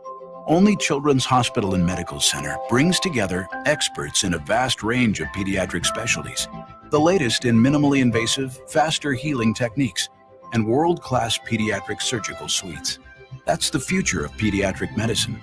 Children's Hospital and Medical Center, the very best for kids. Learn more at children'somaha.org/surgery.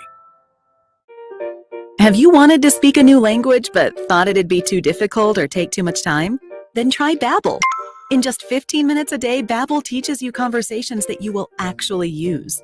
With 14 languages and lesson topics like travel, business, relationships, and more, you'll learn what matters most to you.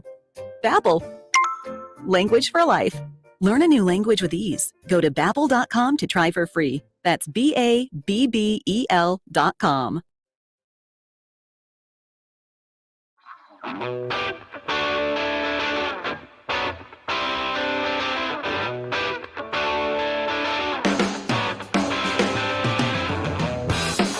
Our new poll question up at Happer Show on Twitter. New poll alert. Would you watch Connor Happer's theoretical Hank the Tank movie?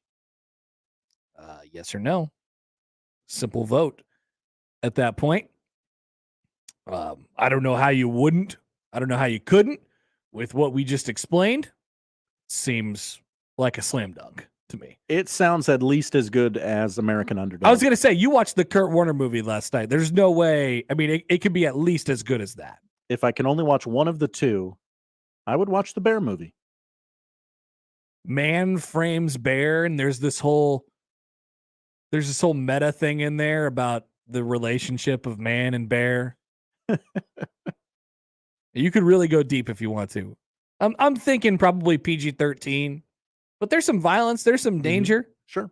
We do have real bears committing crimes in this scenario, and we do have our friend Hank who is about to be murdered. Yeah, nothing gratuitous like in The Revenant. No. No. I mean, They were a bit gratuitous. That bear was acting. I used to play a clip on my show of just because we were doing we did like a guess the movie clip, thing where you'd win a prize, and I played that exact clip from The Revenant one day. It was just the noise of the bear, and then Leo DiCaprio screaming, going, "Ow, ow!" It was the funniest 30 seconds because it was that. No real discernible dialogue. You just have to guess. Somebody called in and it's like, what the hell was that? It's like, let me give you a clue. We're dealing with a vicious attack here. This is an Academy Award winning film. Yeah. Did you like that movie? I did not. I didn't really either. I did not. I thought it portrayed bears in a bad light. I thought it portrayed bears, Native Americans, yeah. white people. I think it portrayed everyone in a bad light. That's probably true. Yeah. But Leo won his Oscar for it. I saw, I thought it was a real shame that, the whole conversation of that was, Leo hadn't won an Oscar this entire time. And then he does the big movie and everybody gets behind it. And it was that one. Yeah. I don't know. Probably not even in his top 10. No, I don't think so. I don't think people are going to remember him for being the Academy Award winner for The Revenant. But here we are. All right. I want to open it up to you guys. Give us Leo's top 10. Let's go. Leo's top 10. And why is The Revenant not on it? No. 402-951-1620. You can email. By the way, we did get an email from Tim who said he barely escaped. The dad jokes. The dad jokes are going to get a run on this show. There's always a spot for them. But no, on the other thing, Fred Hoiberg, I do want to talk some college football because, like I said earlier, there's a good story today from Nicole Auerbach of The Athletic, who kind of just recapped what happened. We'll get to that as we go on throughout. But I think the news of the day is that Fred Hoiberg's coming back to Nebraska basketball next year. What does that mean? Is it all about the money? So correct me if I'm wrong here. It felt like people, just gauging the reaction from it last night, it felt like people were happy that he didn't get fired because the athletic department didn't have to spend the $18.5 million. And I guess if that's your rationalization for it, you're gonna have to come up with something better. And I don't think it's that hard. I think you could figure out a plan. If you're trying to ask yourself, does he deserve to be here for another year? I think you're going to have a harder time coming up with it. But is there a chance that this works eventually? Yeah, I think there is. But rationalizing it as, man, I'm really happy he's not here because the athletic department gets to save $7 million if they fire him after next year. No, or $18.5 million if they don't have to fire him at all. No. While I understand that's a part of the conversation, you keep a good basketball coach because you think it can work. You fire a bad basketball coach because of that exact reason. And I think you could do that in a silo. I think you could do that without having to say, well, the circumstances are, here's the money and here's the pool of people that we wanted to go after, and the hire afterwards has to be better. I don't know. Maybe I'm naive and maybe I'm too overly simplistic on that, but I believe that if Hoiberg, damn it. Hoiberg is giving it another run, by the way. Good to see him. But ultimately, I think the reason Fred Hoiberg is going to be the coach in Nebraska next year is because they felt like they can come up with a plan, and that plan can work. I'm skeptical still, just as I am with Scott Frost. But I think that's why he's here. At least a big slice of the pie. We'll take a phone call here from Mike. Mike, thanks for checking in. What's going on?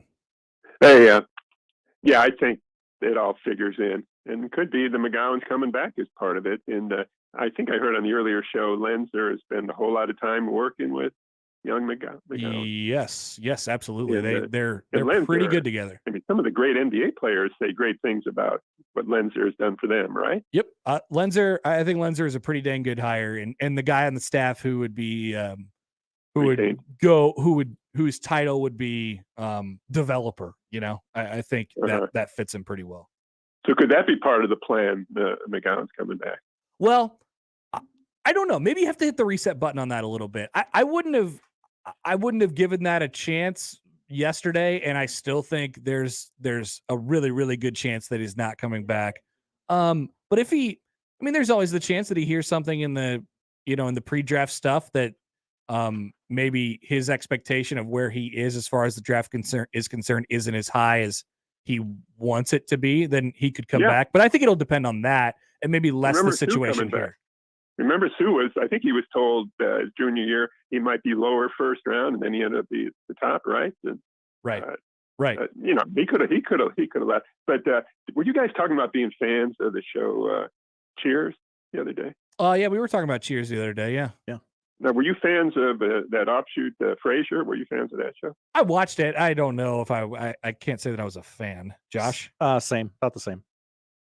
Yeah, I mean, do you remember that he lived with his dad, a former cop, a widower that lived with him? Do you remember that part of it? Sure. And this is kind of sports related. I know I'm random and all that, but in one of the episodes, Martin, I think was the dad's name, whatever, the retired cop, he was dating the widow of his former partner. I don't know if you guys saw that episode.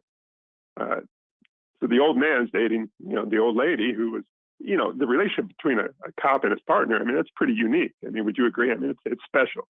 It is. Yes. I would agree. I mean, it's like a marriage. I mean, it's life and death. I mean, it's a big deal. So here he is dating his deceased partner's widow, and apparently they got, real personal, did the deed. I don't know how to say it. I mean, I can barely do it. But, they were doing it. And at one point, Martin says to her, you think he was watching from up in heaven, watching us do it. And she said, not if they have ESPN. I just thought that was one of the better lines I ever heard on a show. But hey, Frazier was like the highest paid dude in the entertainment world. I mean, Kelsey Grammer. Yeah. And you could buy a lot of cocaine, which apparently he did. That salary. But allegedly, yeah, Hoiberg. This whole thing with Hoiberg and Frost. I've used the term 1 in 10,000. I mean, it's just shocking. And the things Trev was talking about, with what he's looking for in teams, in the Big Ten, basically well-coached teams. Yeah. And unfortunately, with both those guys, would you agree they just haven't been well-coached teams? No, but I think he thinks that they can be. It's not that they're inherently bad coaches. It's that they haven't been applying the tools that they have either well enough or enough. You know what I mean? Exactly. I think that's where Trev's at. Yeah, and Frost, he was the national coach of the year, wasn't he? Oh, yeah. At Central Florida. Oh, yeah. These guys can do it if put in the right spot. Yeah, and it shows how times change. When Hoiberg replaced McDermott at Iowa State, I mean, that was kind of a low point in McDermott's coaching career, and Hoiberg did a really good job there. So it was kind of a role reversal. I know. Compared to what it is now. Yeah, that's crazy to think about, for sure. It is. And remember, Switzer, when Switzer was coach at Oklahoma, he never lost to Jimmy Johnson at Okie State. Right. And then he replaces Johnson with the Cowboys, and it was a complete role reversal. Mm-hmm. He was considered a buffoon, and Johnson was the genius. So yeah, things can change, but yeah, this whole thing is kind of shocking. Hey, I'll let you go, man. Thanks, I love Mike. the show. Appreciate it. Amazing call from Random Mike. Wide ranging. You really got to keep up. I do not know enough about the TV show Frasier to really understand what he was talking about at all, but I appreciate that he said it. I don't know why he said it. I guess the reason is he is Random Mike. I was here for the ride and I enjoyed myself. Fantastic. But yes, good stuff in there about Hoiberg as well. We'll go back to back here. We got Rick on the line. Hey, Rick, what's going on? If you'd like to accuse any celebrities of doing blow, Rick, now's the time. One of the things that's happened with the sports at Nebraska in the last 10 or 15 years is that once the Huskers left, the Big 8, the Big 12, the competition in the Big 10 was obviously much competitive. And Matt Millen made the comment when Scott Frost came on board that Nebraska is the hardest place to recruit to in the Big 10. And obviously, it doesn't take, geographically, of course, it doesn't take anybody of any amount of intelligence to figure that's correct. But obviously, we've gone through 3, 4, 5 athletic directors in the last 20 years, 3, 4, 5 coaches, and the continuity hasn't been there. But the Big 10 is obviously a lot more competitive than the Big 8 or the Big 12 was in every sport, whether it's men's or women's. So, when they hired Scott Frost, obviously he was the new kid on the block and had a great resume. But what's happened is that he's been competitive in the last year, which I really applaud him and the players for. But this is a really big curve in the next year, and I just find it interesting that we bring in these assistants from the man from Pittsburgh, and obviously Raiola probably knows how to coach linemen, but it's fascinating what's happened in the last 2, 3, 4, 5 years.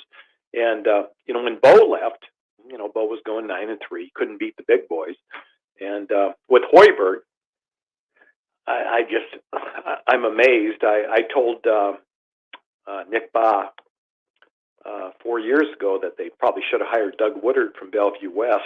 He probably would have worked for $1 million a year. Yeah. And we hire Hoiberg, who I think is an inadequate coach. But I mean, everything's just kind of fell apart on them inside. It's just amazing. It's hard to believe, isn't it? And I hope it gets better.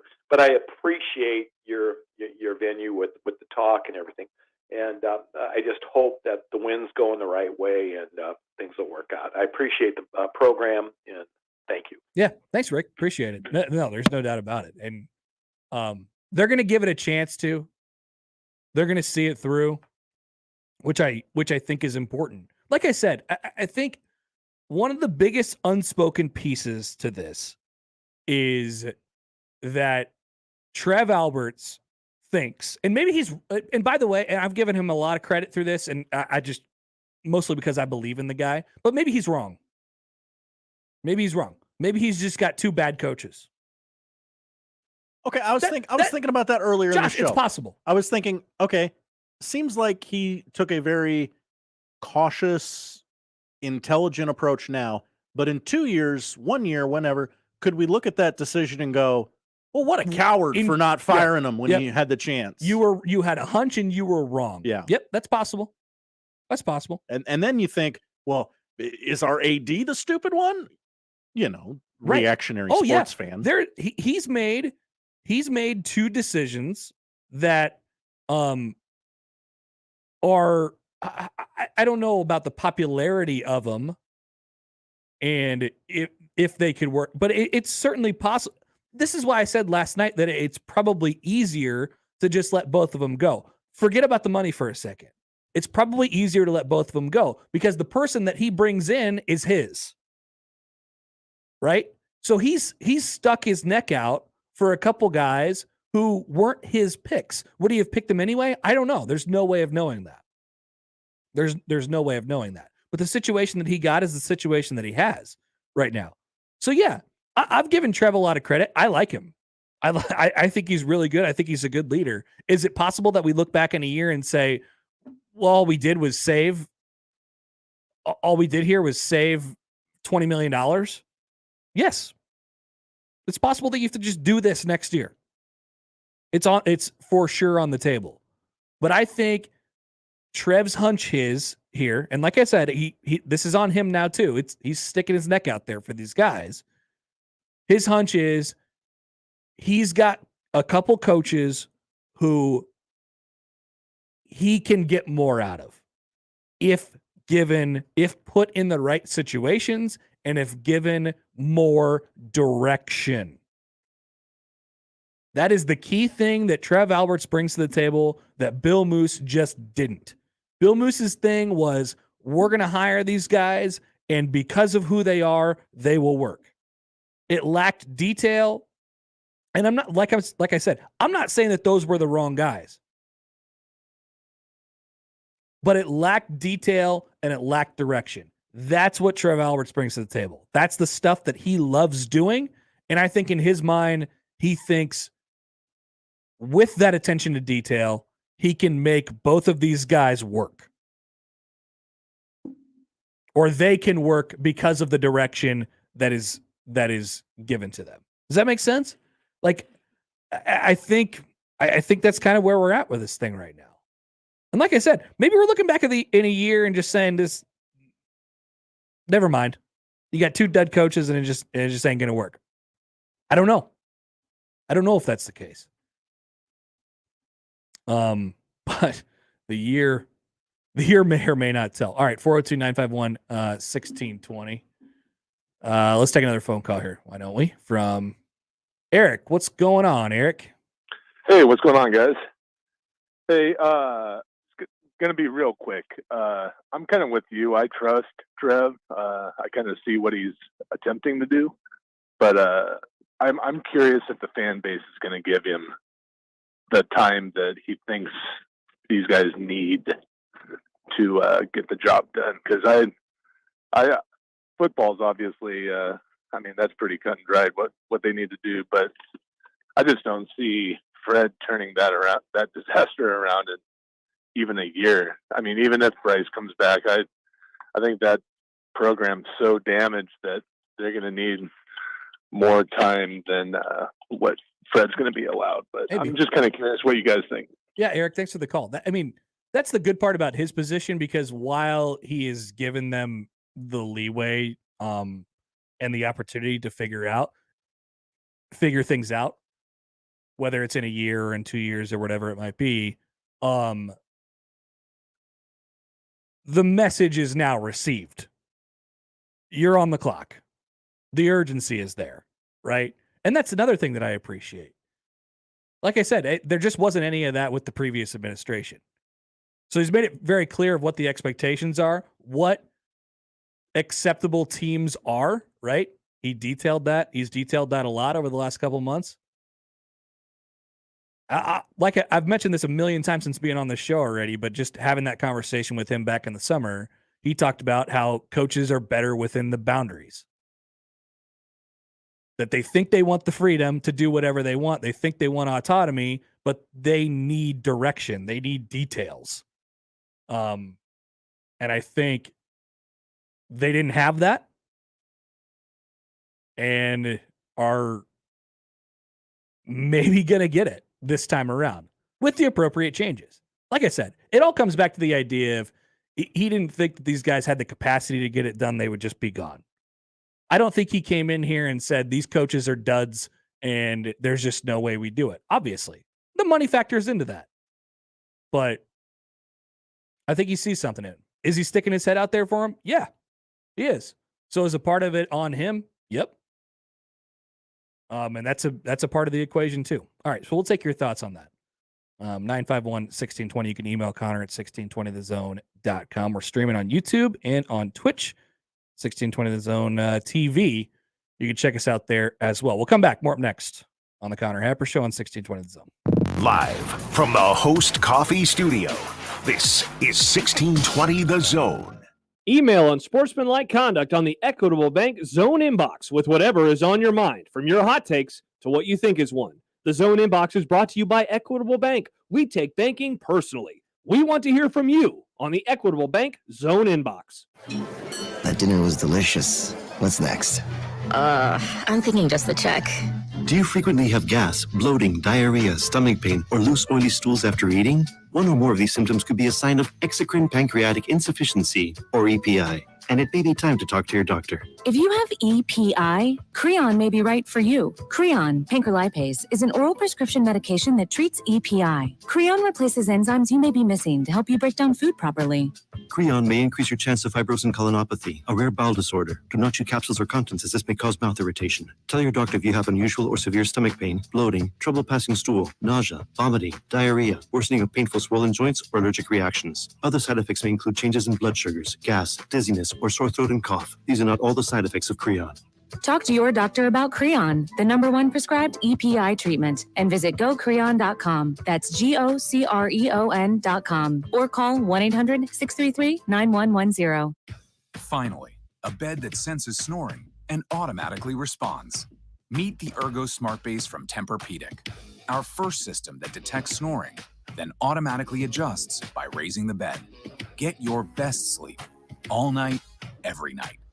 For a limited time, save up to $500 on select adjustable mattress sets and experience the deep, undisturbed sleep of Tempur-Pedic. Get full offer details at TempurPedic.com.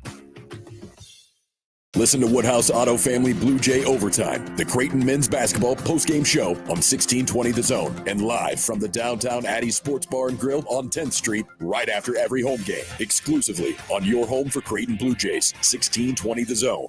Join online for no enrollment, month to month at GenesisHealthClubs.com. 1180 The Zone and News Talk 1290 are your home for Omaha Maverick women's basketball all season long. Don't miss any of the Maverick action this season. Go Mavs! Omaha Mavericks women's basketball on 1180 The Zone and News Talk 1290. This is the Blue Jay Zone. Why have the Blue Jays been so good the last 3 years in the month of February, Coach Mack? It coincides with the time we hired Jeremy Anderson. 5 years ago, I would have told any strength coach, like, I'm going to practice as long as I want. You figure out how to get him healthy. And I've grown enough to listen to him and the science, and Ben McNair, and those two have been a great team in helping get our guys ready to play. They need to be physically fresh to be mentally fresh. Hello, this is Doug Nodgard with Equitable Bank. We are now open and ready to serve you at our second location at 202nd and Pacific. You may ask, why are we growing so fast? It's simple. With Equitable Bank, you get the best of both worlds. A great digital banking platform backed by our customer service. Once you bank with us, you'll never want to leave. When you're ready for a superior banking experience, give us a call at 402-827-8100. We'll answer on the first ring. Equitable Bank, we take banking personally. Member FDIC. Shop Woodhouse Place Hyundai and Nissan, 144th and Giles. KOZN, Bellevue, Omaha, Council Bluffs.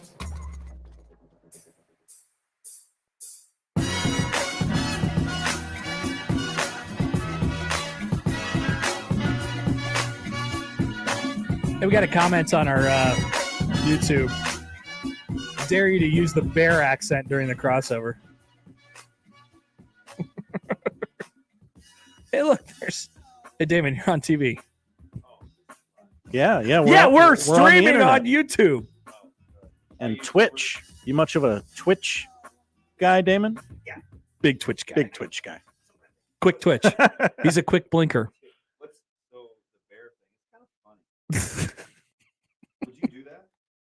Oh yeah, I mean, I could drop my bear accent in at any time. I just came up with it. Give him a taste at the moment. Yeah, it's the morning show still getting on board with the Twitch and the YouTube game. That's okay. Oh yeah, I get it. Well, we'll let you guys do it on your own time. Ask Josh. Ask Josh who's teaching you how to use the camera. Yeah. No, I've become self-taught in a matter of like 2 weeks. Oh man, Damon, nobody can hear you. You're not. Now. That's okay. It just sounds like I'm having a conversation with myself. He's asking where this is all going, and it's we're live on YouTube. We're live on Twitch. It has the capability to stream to Twitter. We don't push it out to Twitter. Why don't we, Josh? Is that a philosophical thing? No, because the USC guys are logged in, and that's the only Twitter account it'll send it out to. Oh, interesting. And I'm not letting them get followers and hits off of our hard work. Good call. Welcome, Damon Benning. Hi, I didn't mean to really do this. It's a total accident, but I like CHAP. What's the duck? It's for StreamYard. That's like its mascot. Yeah, or that's its their logo. company logo. Yeah. They said it worked for Aflac. Why not us? Aflac. It's more of a. The more you know. Is this a mallard though? Oh, yeah, that's the one with the green heads, right? Yeah, he's got a green head and a yellow beak. I think that's. So how are we? So how has it been with basketball? Are we good, or do we not understand the negotiating down buyouts and money saved and stuff like that? So most of what I've got from the phone is okay. I understand where we're coming from here, and that's kind of where I'm at too. Okay. Most of what I've got from Twitter is no, this is an absolute sham and disgrace, and how is it possible? Do you think there's a difference between, because in radio people make up all sorts of, hey, typically, and who's your normal caller? Do you think because I think this market is different, because I think the listening audience gets close with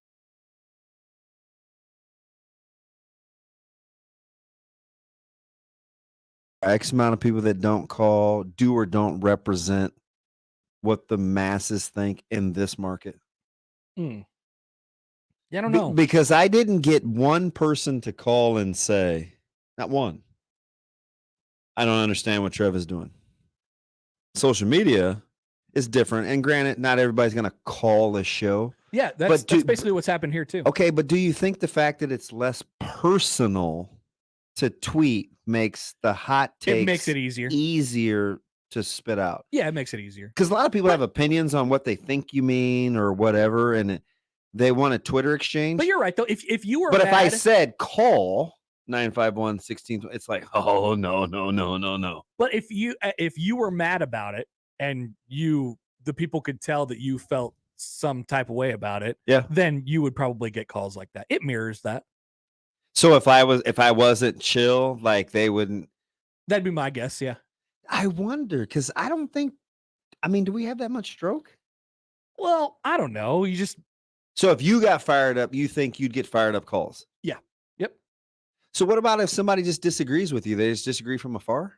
No, I think people have called in and disagreed, but it's more it matches the tone. That's interesting. So if we talk less like intellects, I mean, you said it. You said it when, you talked about it this morning. It didn't. Which part? Just the whole thing.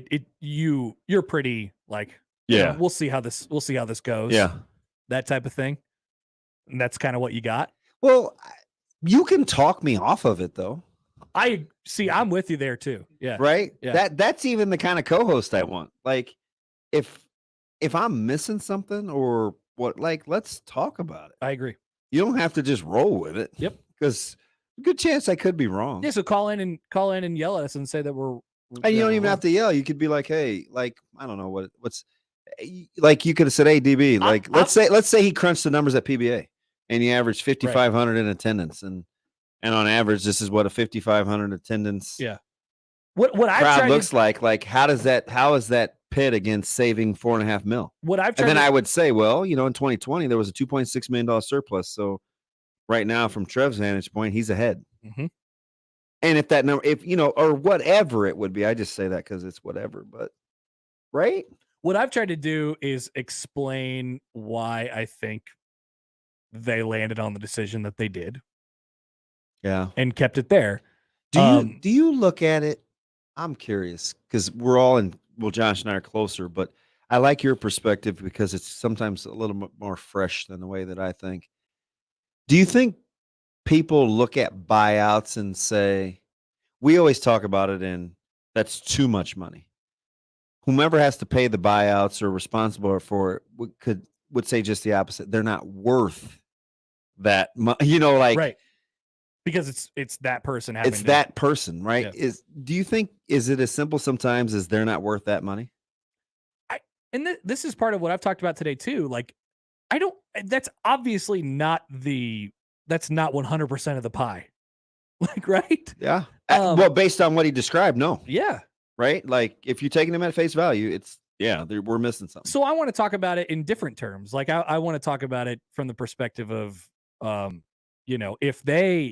if they decided that they're going to hang on to him, and yeah, the buyout means something because the buyout money came down, right? Like, I'm not ignoring that.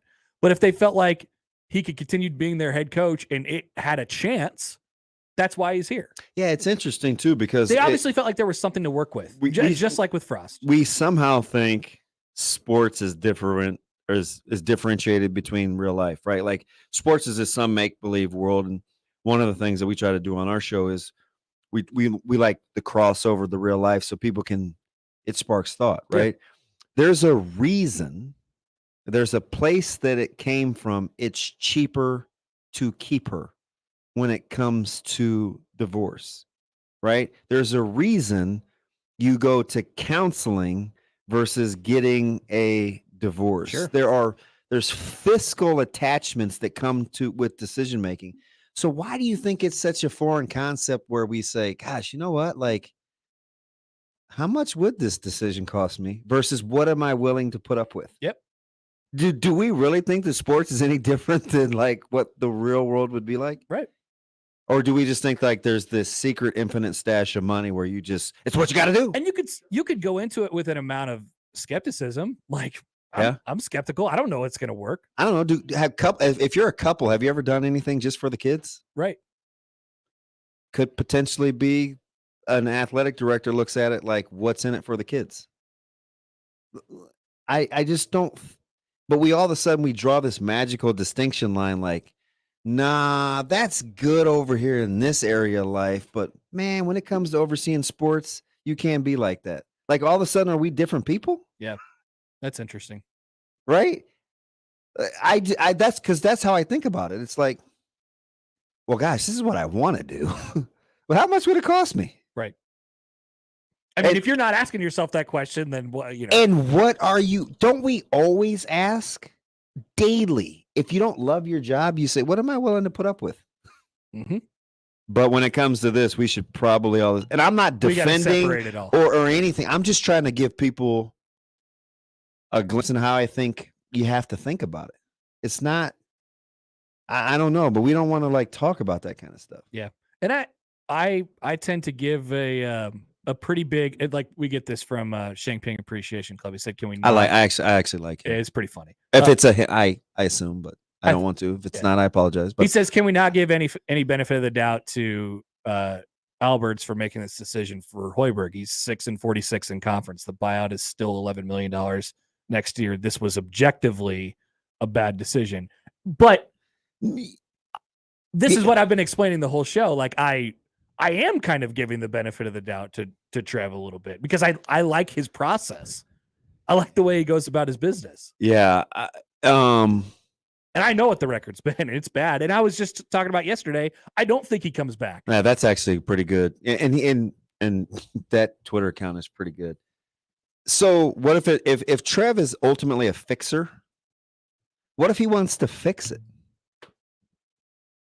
Like, do we take into account his personality, or and I'm asking, this is all rhetorical. I'm just thinking, like, you heard what I was talking about before you were up here. Like, yeah.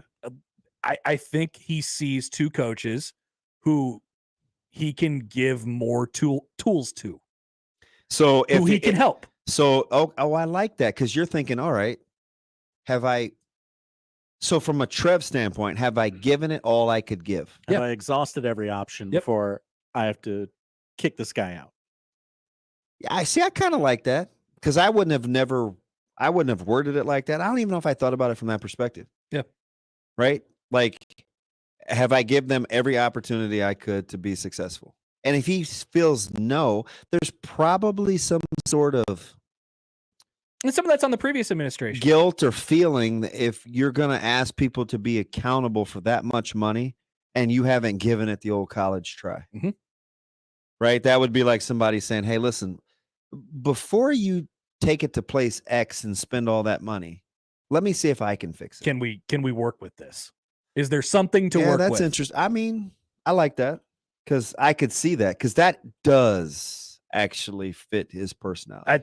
That's every impression that I've gotten from at least from what I know. Yeah, like I absolutely think that's him.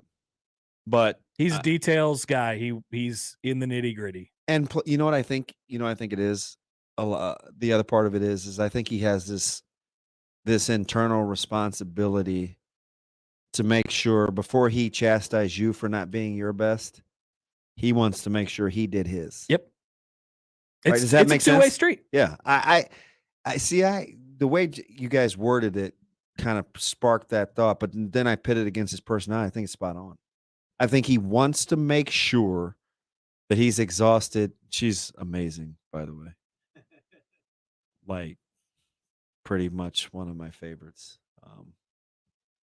As we briefly get distracted. What is it? Baccarat? Something. She was on Gotham. Who? I didn't. Her last name is it Moreno? Sometimes people confuse her with Gal Gadot, but it's not. Moreno, yeah, Baccarin. Yeah. 9. Oh yeah. 9. Yeah. Anyway, I didn't think, because that's probably how he has to go into decision making. It's not solely a fiscal thing, I'm guessing. It's part of it, but I'm guessing he's like, man, hey, did I lay this on the line? Yep. That there's more to be gotten out of those. Both. I mean, we could categorize both of them in the same thing. Okay, let me ask you this, and I'm going to get out of here because you have a show to do. But so if I'm Trev and I got to go to bed at night, right? Got at some point lay my head down at night and have some peace. Do you think he says to himself, if we're going to be on the hook for this amount of money, and I do the best that I can? And the answer from his vantage point is no.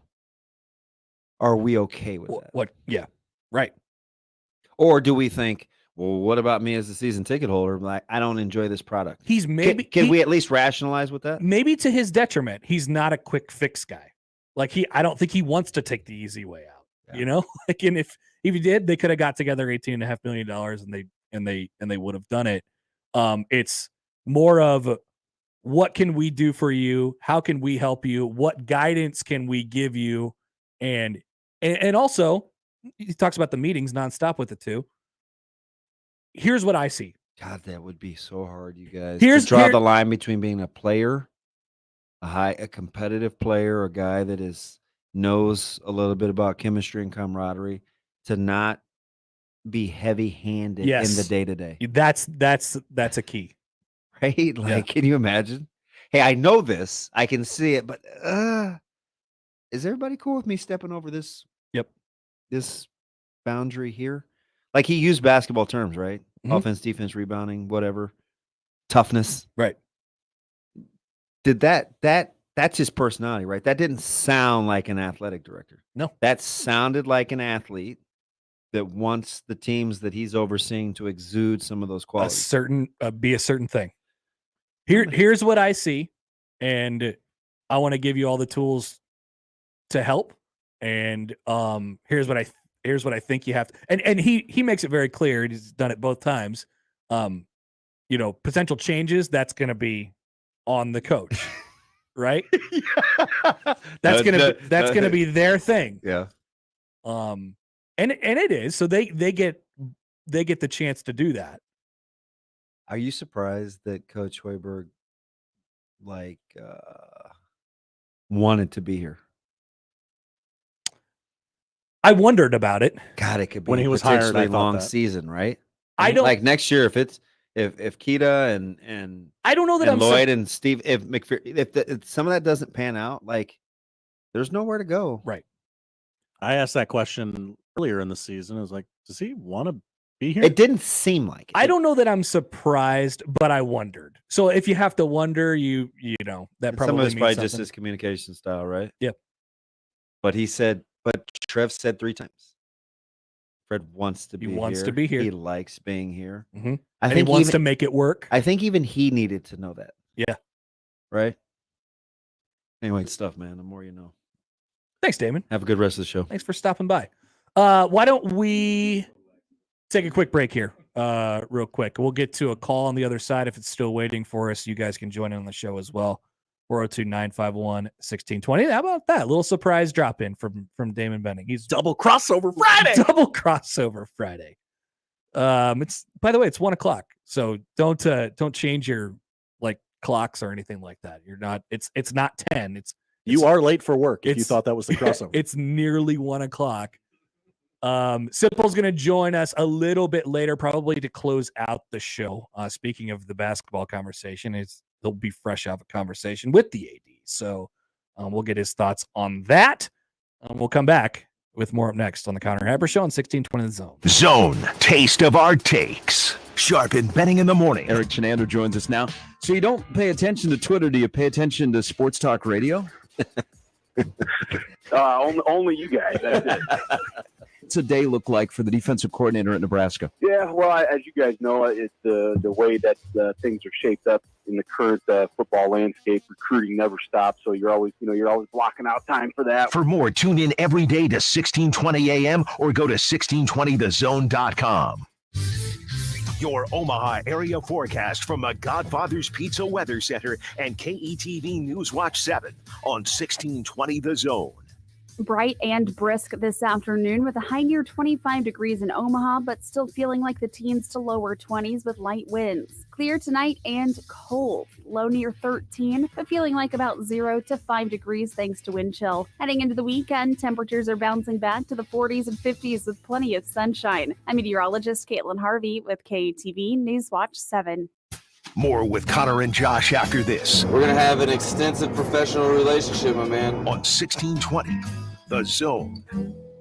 Pandemic impacted homeowners may be at risk of losing their homes, which is why the state of Nebraska is providing relief through the Homeowner Assistance Fund. Qualified homeowners can receive up to $30,000 in assistance for past due mortgage payments, past due real estate taxes, HOA dues, and homeowners or flood insurance. Funds will be distributed until they run out, and they do not need to be paid back. View qualifications and apply today at nebraskahaf.com. That's nebraskahaf.com.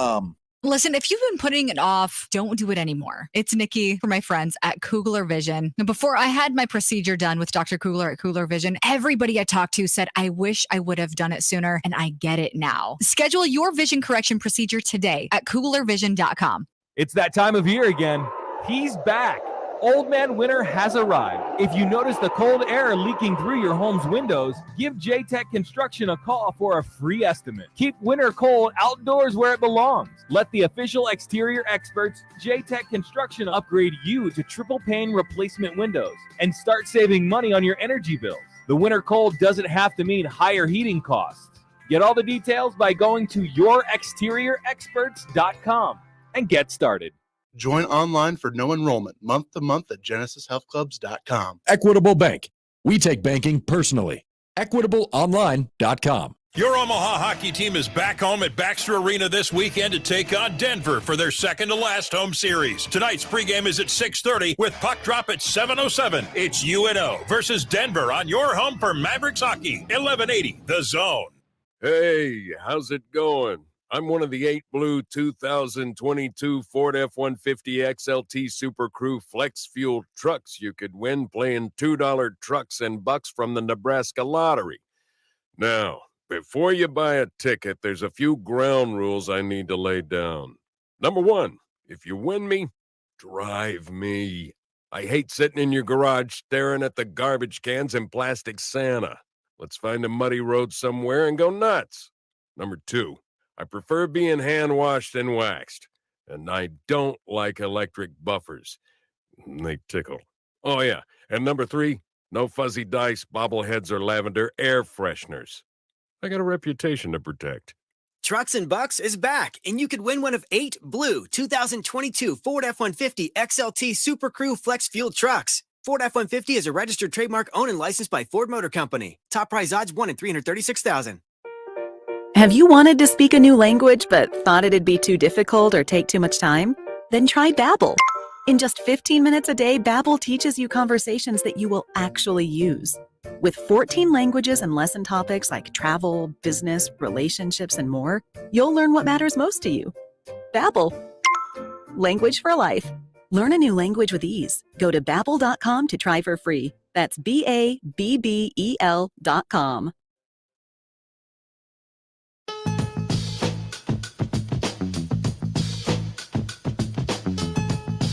All right, welcome back. Happy Friday. Thanks to Damon for hanging out for a little bit. Always good to.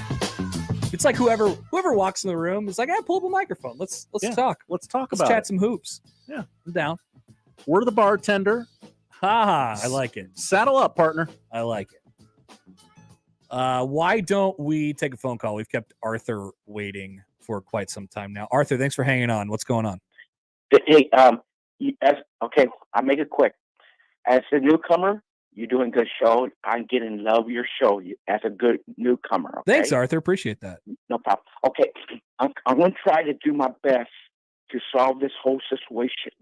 As me, a retirement military. Okay, you could tell Trev Evers, whatever. He was coached by Tom Osborne. History repeats itself. Look at what Tom Osborne did with Lawrence Phillips. Give him another chance. Okay, and this I see it a lot I retired from the military. I've seen this a lot in the military career, and so on. Yeah. That's all I have to say. Good job, and I talk to you guys later. Thanks, Arthur. Thanks for chiming in. Appreciate that. It's a good point, and the second chance thing I think is a big part of this conversation. Like, but it's not. And here's what I do like about it. It's not a second chance just for the sake of, saving a couple bucks I don't want to be crap. Like, it's more than a couple bucks, right? Maybe it's a couple bucks to you, Connor. But to us working people, that's real money. It's not a second chance just, without knowledge that the first chance didn't suck, because it sucked. The first chance was bad. The first thing was a mistake, or however you want to categorize it. But now the second piece of it, coming back for the second installment of the Fred Hoiberg era, or the second installment of the Scott Frost era, which I think, for both of them, it starts next year, their next seasons. Mm-hmm. It comes with reflection from the first piece of it and what went wrong, and also, all right, you have to figure it out. And there's urgency on top of it.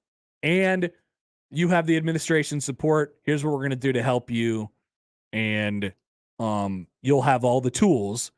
And what that effectively does is put all the ownership on the coach, right? It's a line in the sand for both of those guys. The conversation got loud enough for us to be talking. it got to a point where we realistically had to entertain cutting ties. Yeah. Both times. That was mentioned, explicitly in the Scott Frost one. We realistically had to entertain that idea. Okay. If it was too hot in the kitchen this season, it's going to be sweltering next season. Right. So if you don't want if you want no part of that, if that's not what you want, we can do it now. Yep. But if you'd like another crack at it, if you think you can succeed, let's do it. And it sounds like he got good responses on that challenge both times, which, like Damon and I were talking about, it's maybe a bit surprising with Fred. At least we had to ask that question. Like, I know he said over and over, I want to be here, and that entire thing. But because of his demeanor and the way he is, we had to ask that question a couple of times. It's like, yeah, will he fight for it? And the answer they got back was apparently yes. All right, check. We knew that about Frost, right? More of the question with Frost is does he have the answers? And that's Fred too. So yeah, I mean, like they both come up. The parallels are obvious. I know they're different. And I don't know that the rationale for keeping them on the field was the same, because I don't know that was there for Fred. For Scott, you could see it a little bit, right? We saw that last season, and by the way, we were talking about this a little bit during the break, Josh and I. Like, this whole thing has been really interesting because it is painted the situation that's going on with the football program in a pretty good light. People hate to hear it, but it really does make the football team seem close. Right? I mean, how many times have you seen this comment over the last 18 hours? Well, at least Frost was close. He was competitive. That was being used as the exact reason that they should fire him. Those games broke my heart at the end, but you know what? At least I watched the whole game. Right. So from that perspective, there's a split, and it's different between football and men's basketball. But I think there's a lot of similarities between the two coaches and their potential. That much is for sure. If there's one thing that Bill Moose got right, it's that he hired coaches who are both young, and I think both have really high ceilings. But if there's one thing now that Trev Alberts has to dig into and has to fix, is that those coaches with high ceilings don't either A, have a good understanding of how to reach him, or B, know what it takes. So, yeah. And I think a lot of the times we look at Fred as the kind of mature figure, and I've been talking about him in the light of him being a more finished product as a coach over the last couple of days. But keep in mind of his little experience here as well. So, am I skeptical? For sure. I'm not convinced about any of this stuff. I'm just trying to give you the reasons of why I think he's still here today, or why, he's going to be here next year, and not the other way around. All right. 402-951-1620. If we can, Josh, why don't we just get right to the call here before we take a quick break, because we got to squeeze a few segments in here before Sipple joins us at the bottom of the hour. Let's go to Mike. Hey, Mike, what's going on?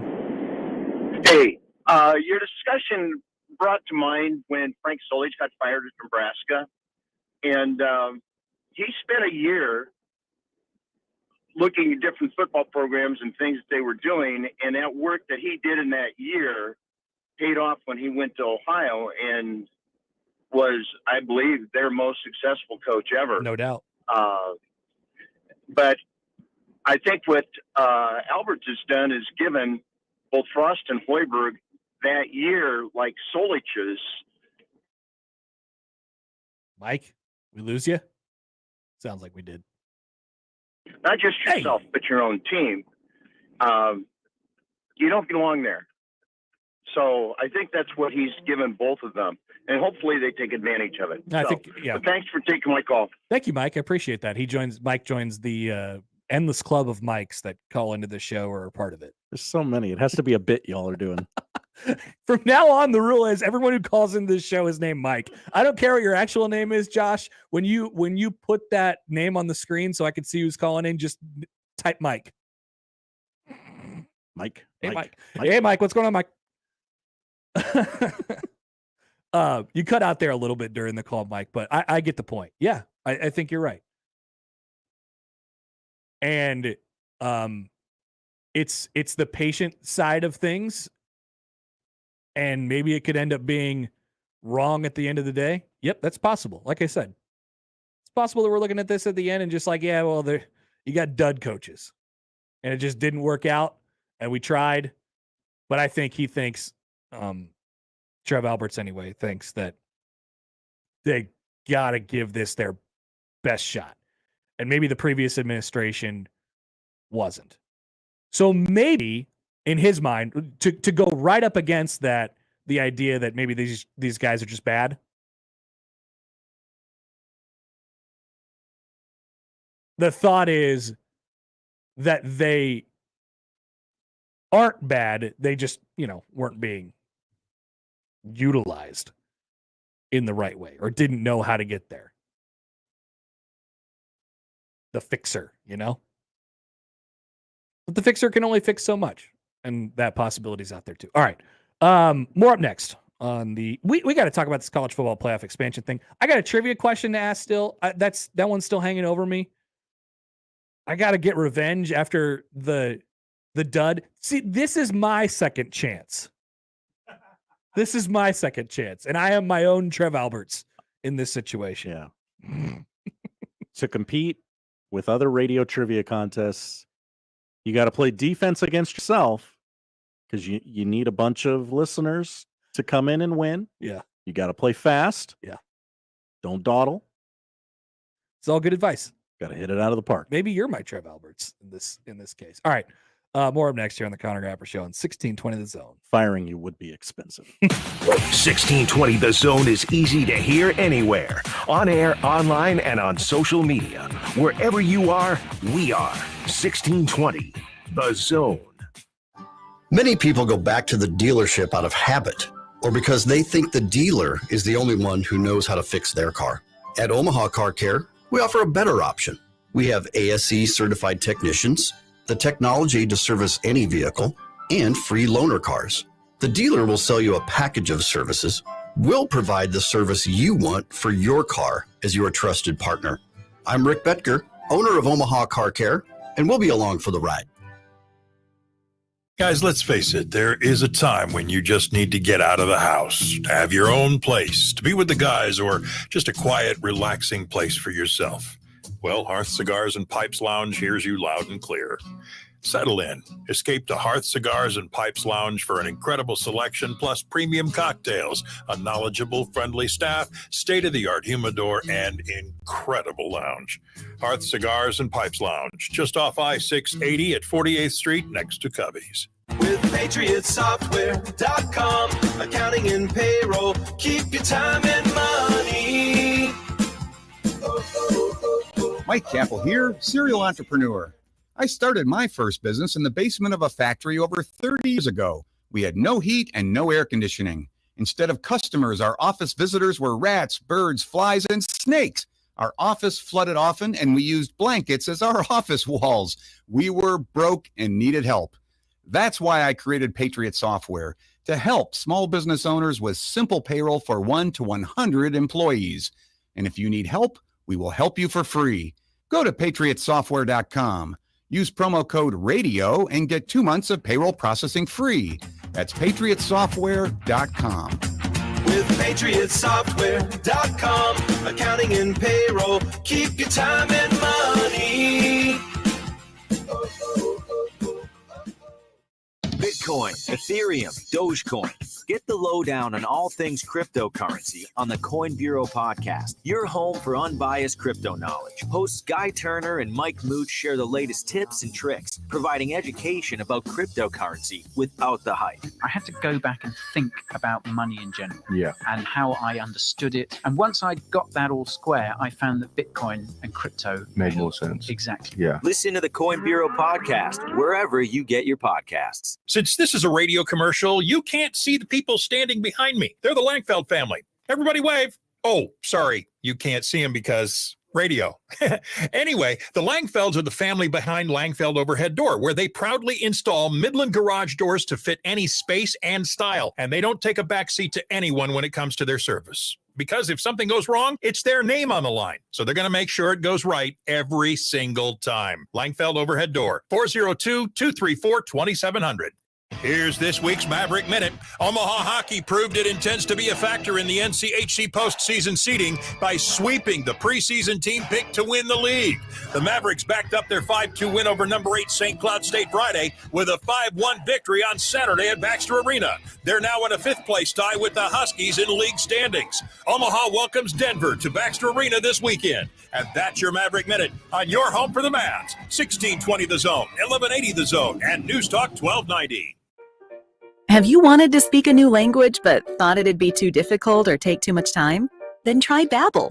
In just 15 minutes a day, Babbel teaches you conversations that you will actually use. With 14 languages and lesson topics like travel, business, relationships, and more, you'll learn what matters most to you. Babbel. Language for life. Learn a new language with ease. Go to Babbel.com to try for free. That's BABBEL.com. Let's get back to the Connor Happer Show on 1620 The Zone.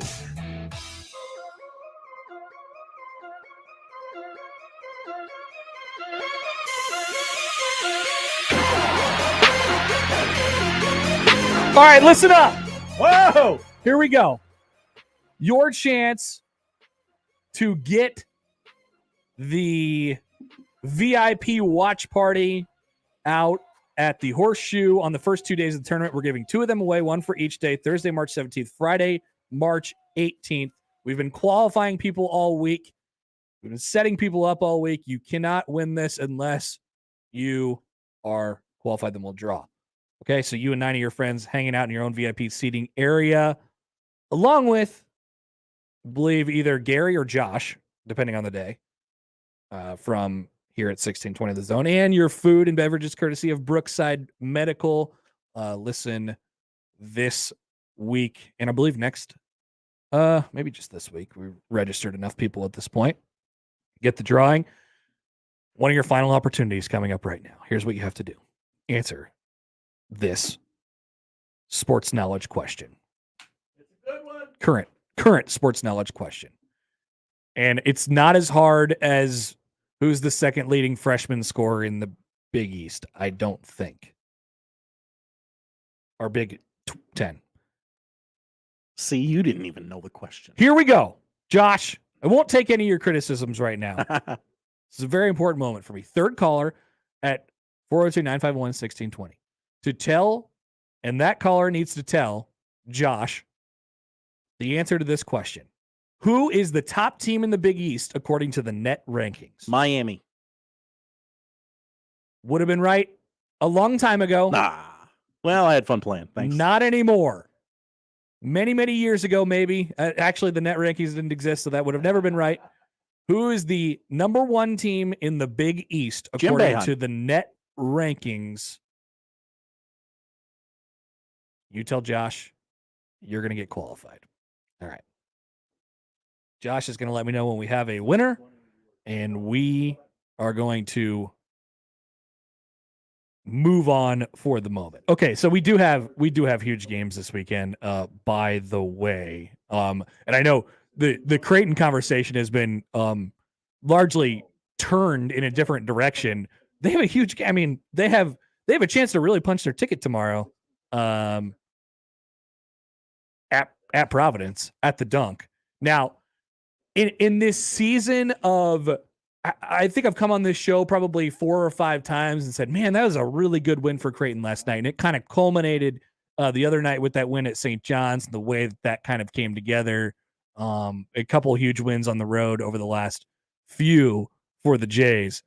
Man, if they found a way to get that thing done tomorrow, that would be incredible. They're still limping, and now they play a team in Providence who isn't overly talented, and that's why they're not getting a ton of love from whatever bracketologist or predictive measure that you like to subscribe to right now. Not getting a ton of it. They're in the 40s in that. By the way, they were not the answer to the trivia question that I just posed, even though they are the answer to the standings piece of it. But they just know how to win, and they're experienced, and they have a good amount of depth. They're limping a little bit as well. They have some injuries that they have to take care of before the tournament starts here. But man, if Creighton was able to get that win tomorrow, that would be pretty epic. A pretty epic road win with the way that things are kind of set up right now. So that's kind of the setup for the Jays at Providence tomorrow, who is not recognized as the top team in the Big East according to the net rankings. We do have our winner, by the way. So that I could tell you that team is Villanova. So if you called in and said Villanova, you are the winner, which we'll have in just a second. It goes Villanova, net rankings in the Big East. Villanova, UConn, Xavier, then Providence. Providence 28 in the net. Josh, tell us who won. Braden from Bennington. Shout got the out correct answer. Braden from Bennington, who correctly guessed Villanova, who is the number 8 team in the net rankings right now. Still think it's Miami. You would still be wrong. Jim Larinaga has got those guys playing hard. On Nebraska front, I know we talked a ton about Nebraska today, but little about the game. So now that things are settled on that front, where that was the majority of the conversation, the basketball takes on a little bit of a different meaning, right? Wouldn't you like to see some of the changes or whatever is going to happen over the next few games for Nebraska basketball? And I don't know that this game against Iowa tonight, senior night at Pinnacle Bank Arena with a late 8:00 start. I don't know that takes on any added importance, but I don't know. You're watching it with a little bit of a different eye now. Fred Hoiberg will be back next year. Can they start to do some of the things that they want, that is part of the plan, right? What's the plan? Do we get a glimpse at it starting tonight, or is it still kind of status quo and this is what we are right now and we'll worry about that when I don't know. It would be a nice little gift, I think, for fans if things looked a little bit different tonight. My professional recommendation would be to not get run out of the gym this evening. Also recommended for me. I mean, that's not going to be a good look for anyone. Not pretty.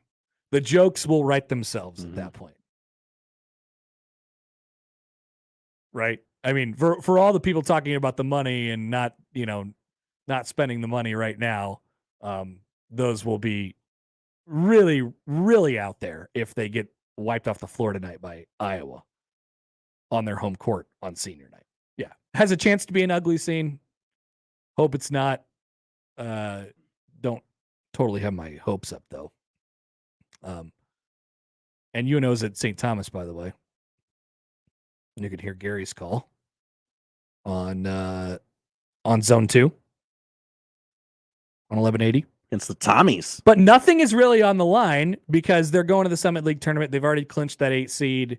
I was looking at so the deal with St. Thomas is they're one game behind UNO in the standings, but they're ineligible for the tournament because they just joined because it's their first year. They just joined the league. They beat UNO earlier in the season. They would have all the tiebreakers over them if they won tomorrow, and they would be tied, but it doesn't matter because UNO's already edged out the last place team in the league, who is currently North Dakota.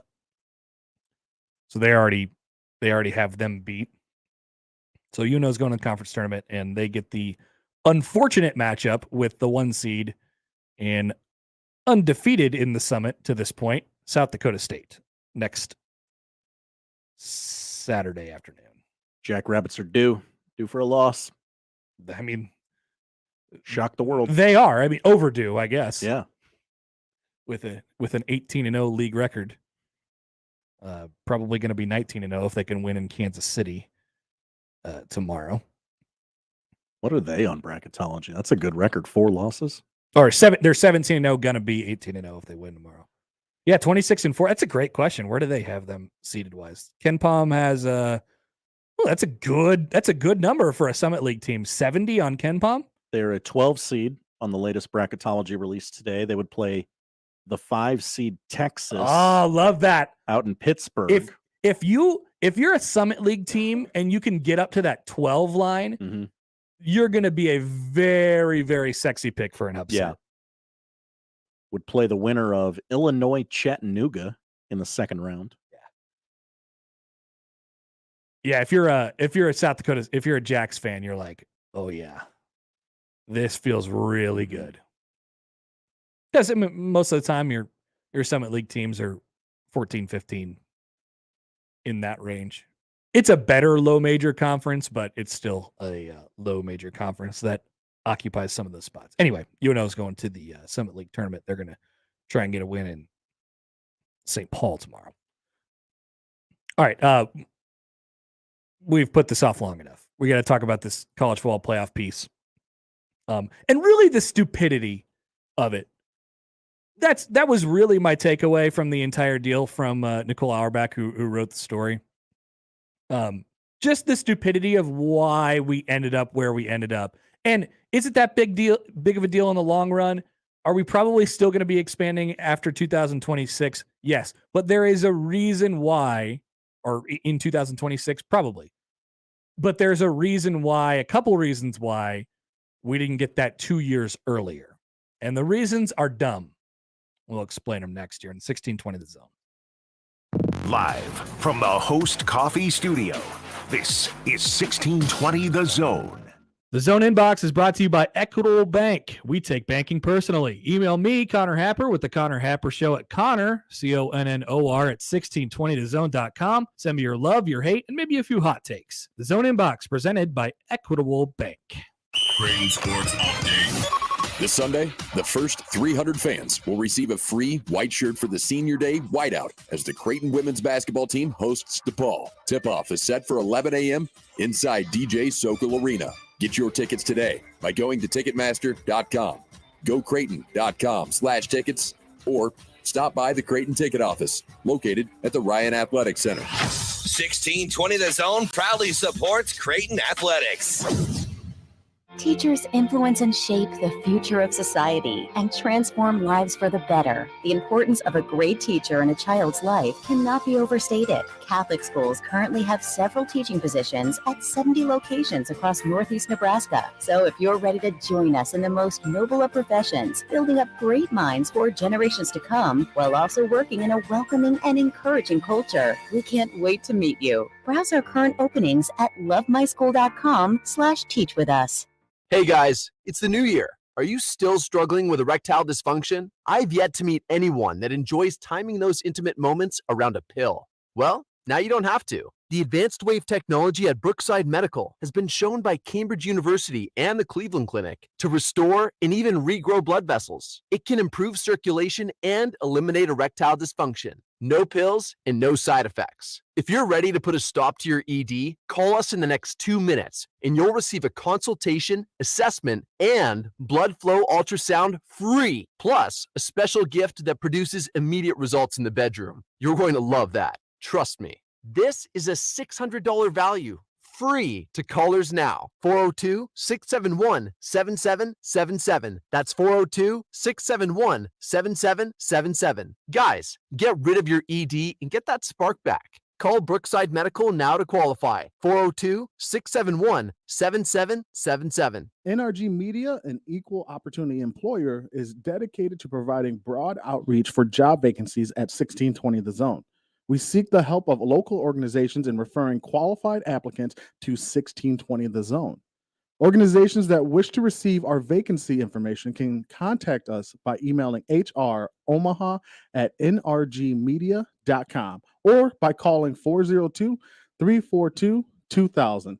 NRG Media is an equal opportunity employer that reaches out to all for employment positions. Listen to 1620 The Zone anywhere, anytime, online at 1620thezone.com and on the 1620 The Zone mobile app. You can hear all of your 6A to 6P favorites in the 1620 The Zone app, powered by Woodhouse Auto Family. Join Robbie Lula for the Creighton Athletics Hour. They're talking all things Blue Jays, so you don't want to miss it. It's the Creighton Athletics Hour, Thursdays, starting at 6 o'clock, only on 1620 The Zone, 1620thezone.com, and your 1620 The Zone mobile app.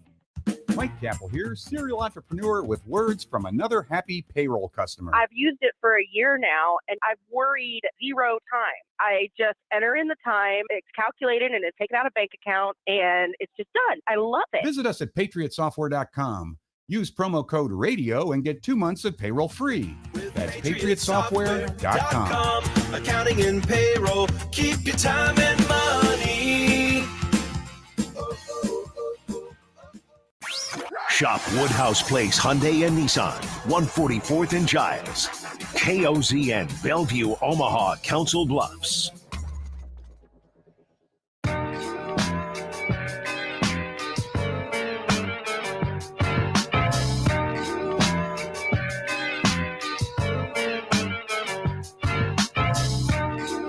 All right, so a little more today on why the college football playoff got held up.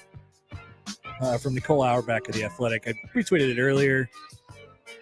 Ultimately, it's just a very sad tale. And not that I'm like a huge, we need to expand the playoff, but just going in the details of why it didn't happen is pretty disappointing. So here's what you need to know. The committee who votes on this, and by the way, they were voting on one thing, but it included 2 kind of arms to it, which was, do we get out of the contract early for the 2024 season, which they refer to as year 11, and then also expansion as a whole. So after that would be year 13. That'd be in 2026. 11 people, 10 conference commissioners, and the Notre Dame athletic director, Jack Swarbrick. They needed to come to a consensus, and the vote at the end was 8-3. They could not do so, and the 3 dissenters were, well, they have one thing in common. They built this thing called the Alliance. The ACC, the Big Ten, and the Pac-12. So in order to know why the 3 dissenters voted against it, we have to take you into a little bit of a background. And this is all detailed in the story. Why did this idea come to fruition in the first place? Where was it born?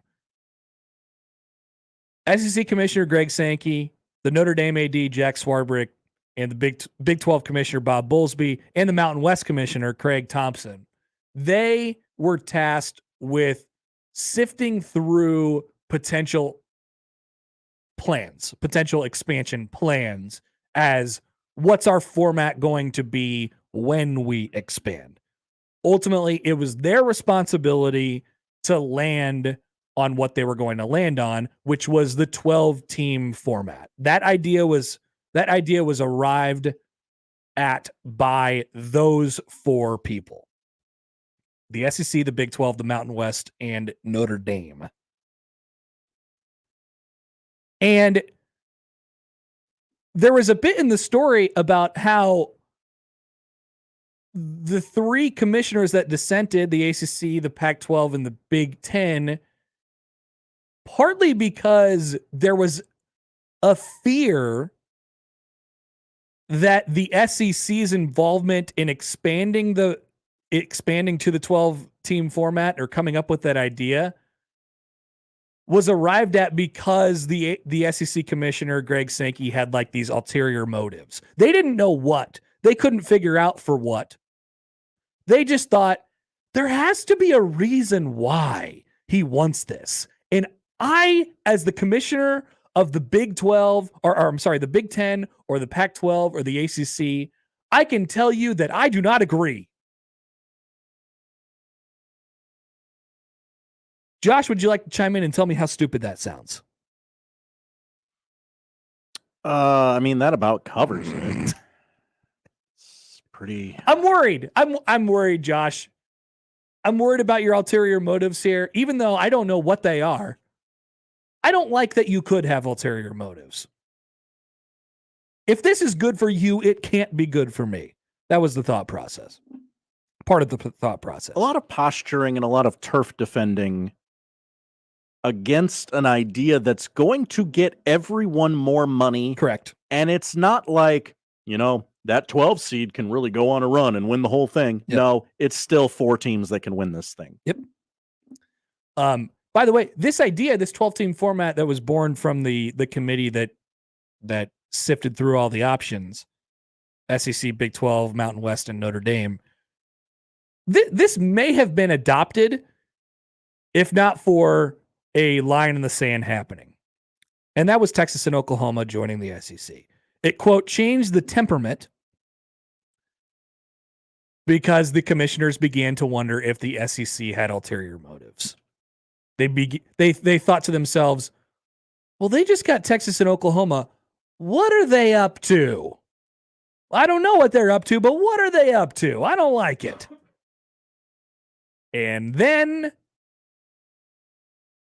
what was born out of the fear that the SEC may be planning something? The alliance. The stupidest thing known to mankind, the alliance, is born, which was basically created out of FOMO. I mean, that's as simple as I can explain it. Which we've tried to do that. We've tried to talk about it in that way the entire time. It's basically created out of the idea that, like, I don't know what they're doing, but we're gonna need power. So let's group up and let's agree on stuff. And each of the commissioners was asked, okay, what's the problem here? And they took you through very light reasoning, but mostly is because we don't want to be bullied around by the SEC, even though it's better for everybody. It's about optics. It's about how it looks. And by the way, and I can't even begin to describe how shockingly dumb that is, but here we are. And here's the kicker. Ultimately, all these conversations need to happen anyway. They need to be decided on at some point, because at this point, you're just delaying it until the contract comes up in 2026. You're going to have to settle on a format, and you're going to have to get over the fact that the SEC wants this if you are the Big 10, ACC, and Pac-12. And that is why we will not have an expanded playoff. In 2 years, we will have to wait at least 4. Folks, I couldn't believe it. I would encourage people to read the story because I couldn't believe, how they arrived at the decisions that they arrived at. All right. If you guys have thoughts on that, we'll get to them coming up. We still have Sipple joining here in about 10. We got to squeeze in another one before that. We'll get that next here on 1620 The Zone. Zone, taste of our takes. Sharpen betting in the morning. Ed Service, head baseball coach at Creighton, joins us. One of my favorite coaches in the state, Coach Service, and on my bingo card, you bring up Ty Block, the resident Dodger killer. As a Dodger fan, well, look at good hits off Clayton Kershaw. He would come back and remind me during alumni weekend and say, Coach, I got 2 hits off Clayton Kershaw. For more, tune in every day to 1620 AM or go to 1620thezone.com.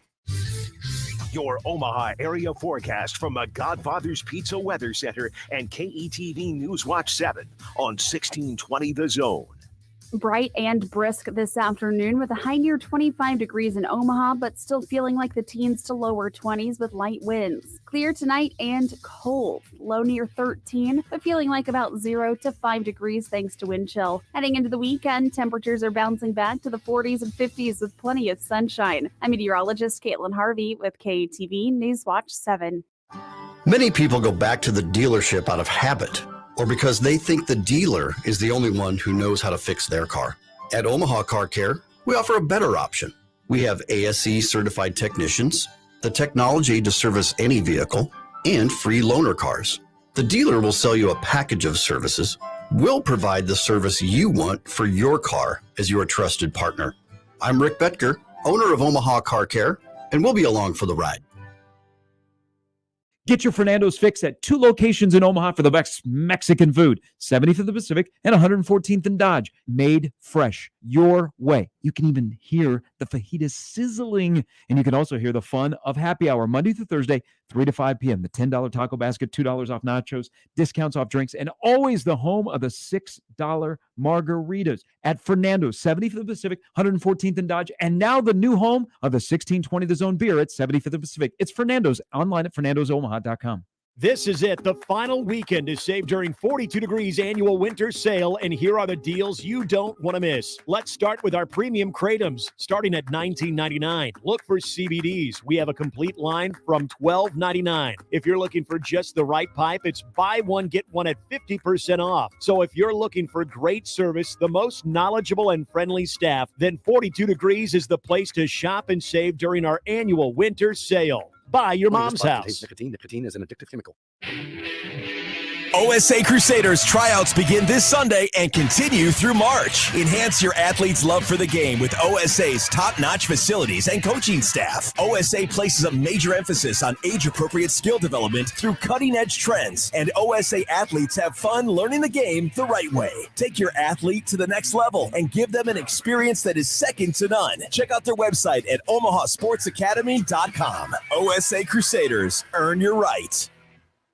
Whoever said the more the merrier sure wasn't in charge of hiring new employees, because the more unqualified candidates you have for a job, the more difficult your hiring can be. And that can make the process, well, not so merry for you. Thankfully, there's ZipRecruiter, which you can try right now for free at ZipRecruiter.com/radio. ZipRecruiter's powerful technology finds the right candidates for your job. But unlike other sites, ZipRecruiter goes deeper. ZipRecruiter matches people with people, and you can personally invite your top choices to apply, because the perfect hire is more than a list of qualifications. It's an individual. ZipRecruiter makes hiring the right person easy, and that'll keep you and everyone else very merry. 4 out of 5 employers who post on ZipRecruiter get a quality candidate within the first day. So try ZipRecruiter for free today at ZipRecruiter.com/radio. That's right, free. Once again, that's ZipRecruiter.com/radio. ZipRecruiter.com/radio. Are you ready to rock? The bombastic celebration of Arena Rock invades the Liberty First Credit Union Arena Saturday, May 21st. Features dead-on recreations of Kiss, AC/DC, Twisted Sister, Van Halen, Motley Crue, and many more. It's like 20 concerts in one night. Tickets on sale now at the box office or online at LibertyFirstCreditUnionArena.com. At the Liberty First Credit Union Arena, Saturday, May 21st.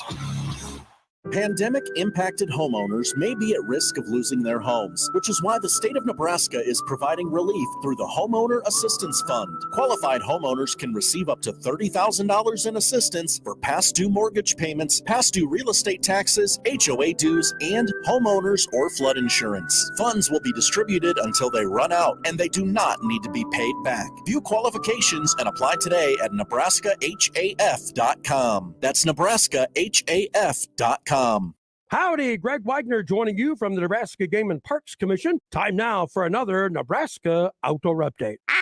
Know of a game or fish law violation that's been committed? Then you need to call Nebraska Wildlife Crime Stoppers with information about it. Don't have to give your name, might get a cash reward. Nebraska Wildlife Crime Stoppers is always available at 1-800-742-SNAP, like snap your fingers like this, 1-800-742-SNAP. Hey, they're open. The Nebraska State Parklands, that is, whether it's to watch wildlife or hike a trail, camp, fish, or just sightsee, the grounds to Nebraska's many state parklands are open for you. Just need to have a current state park permit on your vehicle and bring your own drinking water. We hope to see you out there. You can visit our Game and Parks website for more details on any outdoor topic at outdoornebraska.org. I'm Greg Wagner with Nebraska Game and Parks. Guys, let's face it, there is a time when you just need to get out of the house, to have your own place, to be with the guys, or just a quiet, relaxing place for yourself. Well, Hearth Cigars and Pipes Lounge hears you loud and clear. Settle in. Escape to Hearth Cigars and Pipes Lounge for an incredible selection, plus premium cocktails, a knowledgeable, friendly staff, state-of-the-art humidor, and incredible lounge. Hearth Cigars and Pipes Lounge, just off I-680 at 48th Street, next to Covey's. All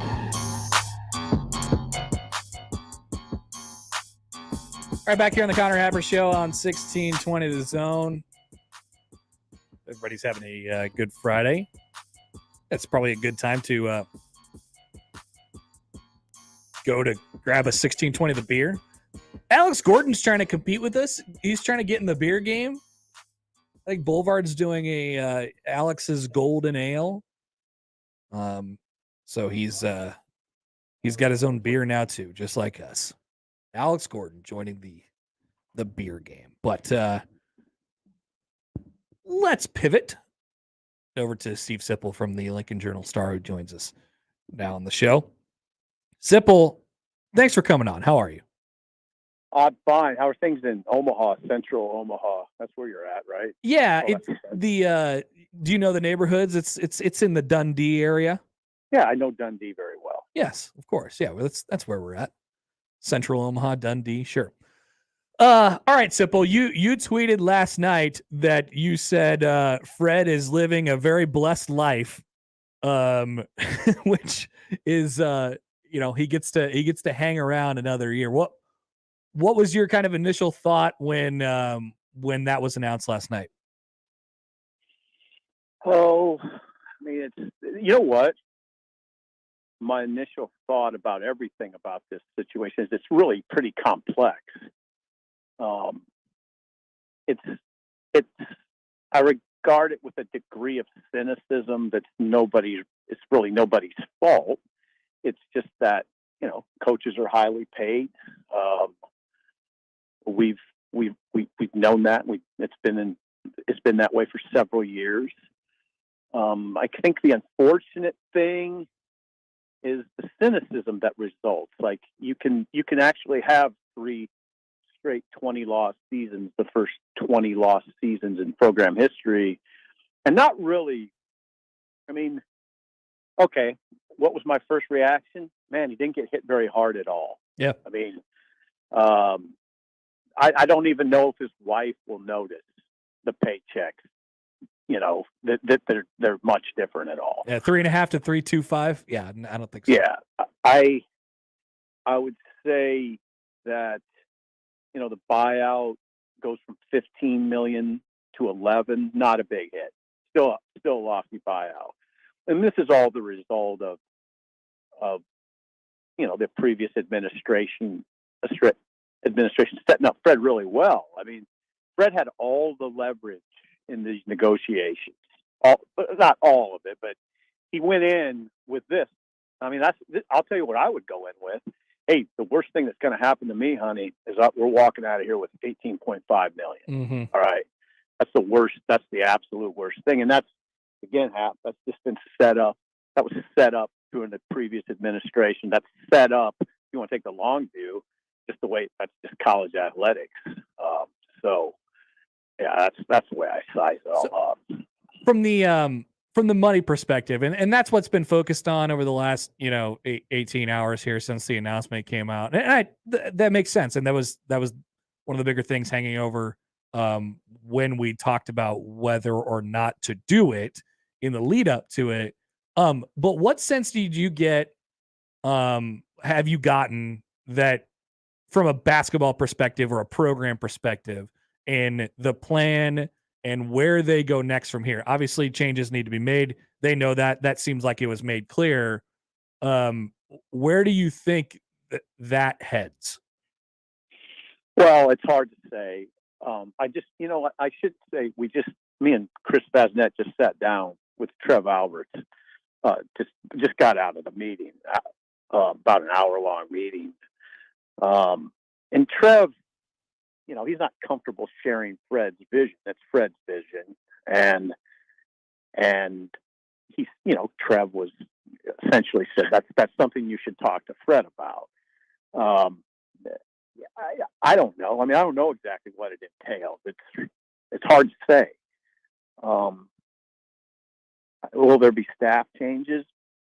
I'd say Trev intimated that could be the case, but we don't know that for sure. I think it would be really difficult for Fred to come back to the fan base and say we're not making any changes. For sure. Oh yeah. Impossible. Yeah. Well, it's possible. It's possible. Because now I've heard. Now I don't want to go down. I'll let's put it this way. The thing I would say on the radio is I'm interested to see what Fred does in that. I'm not convinced he will, so I want to see what happens there. Interesting. One of the things that we've been talking about as well is just, and it was the same way, or the same sense that I got kind of with Frost, and this is outside of the money thing and even the changes made to the program, but I think one of the questions that Trev had to answer with Scott and also with Fred is how better can we utilize you as a coach? What can we do to help, and how much more can we get out of you to make this thing run a little bit more efficiently? I don't know. Would you agree with that? And then what sense have you gotten in that regard? Well, yeah, it's hard. I mean, with Frost, you have a better sense because they've had the chance to make the changes. Yeah. Yeah, they've had a chance to make the changes, and Trev sort of laid out that whole CEO narrative, right? That Frost would become more of a CEO type. So that was a very tangible change you can identify. You don't really have that with Fred. I don't know. That's just, I know the nature of these conversations can be sort of frustrating because you want all these answers that just really aren't there. They have 4 games left this year. He hasn't enacted his vision yet. I just know there's a few things that have, I don't know. My line of thinking has changed a little bit in the last 12 hours, I guess. I mean, it's clear. Listen, Nebraska had the money available to make a move on Fred, but there's just these broader conversations I just don't think people are aware of. I mean, if you're an AD right now anywhere, I'm not talking about Trev Alberts. If you're an AD anywhere right now, do you understand that you're trying to build up as much reserve as you can because of NIL, a lot of it. That if the schools are going to be directly involved in NIL, they have to have a big fund. I mean, it has to be millions of dollars. So there's that conversation. And I know this because Trev talked about this on the record. Nebraska has tried this thing, Happer, where they throw a bunch of money at coaches. Yep. And then they pay them a ton of money going out the door. He doesn't want to do that. This is not, the Trev's tenure will be different that way than the previous ADs. He doesn't want to be the AD that throws a bunch of money. Just says, we're going to throw $18 million at this problem because we can do it. Now, okay, so he doesn't want that to be a practice. And also, there's this fiscal responsibility that applies to everywhere now, not just Nebraska, where you have to be ready for these massive changes. That you can't be caught off guard if the legislation goes toward, okay, schools, you can pay players now. Well, we don't have any money, so it's not going to work for us. You can't. If Trev's in that position, he won't be the AD much longer. So they all have to be mindful of that. It's simple. I mean, there has to be a reason from a basketball perspective too. Like they have to have a way to sell it from that regard, other than, well, we're just saving $7 million.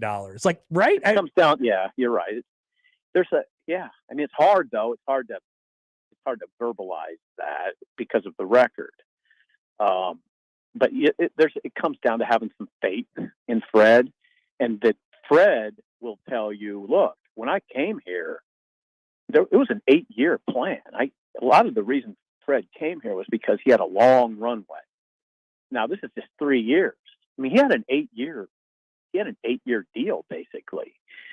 So some of it's a fairness discussion. You understand that, Hap? I mean, some of it's that, but also some of it is just, it just comes down to faith, a degree of faith, and maybe more importantly, Trev's convinced, and he talked about this on the record, that Fred has expressed a willingness to change. That's change important. Up some critical elements, to be uncomfortable. Trev talks a lot about, as it applies to his coaches, especially the high-profile ones that we've dealt with here recently, a willingness to be uncomfortable, because Frost. Listen, I mean, look, it's pretty simple why Frost would feel uncomfortable right now. But it can be healthy, and that I think that now that applies to Fred. He's got to do some things differently, and he's got to do them.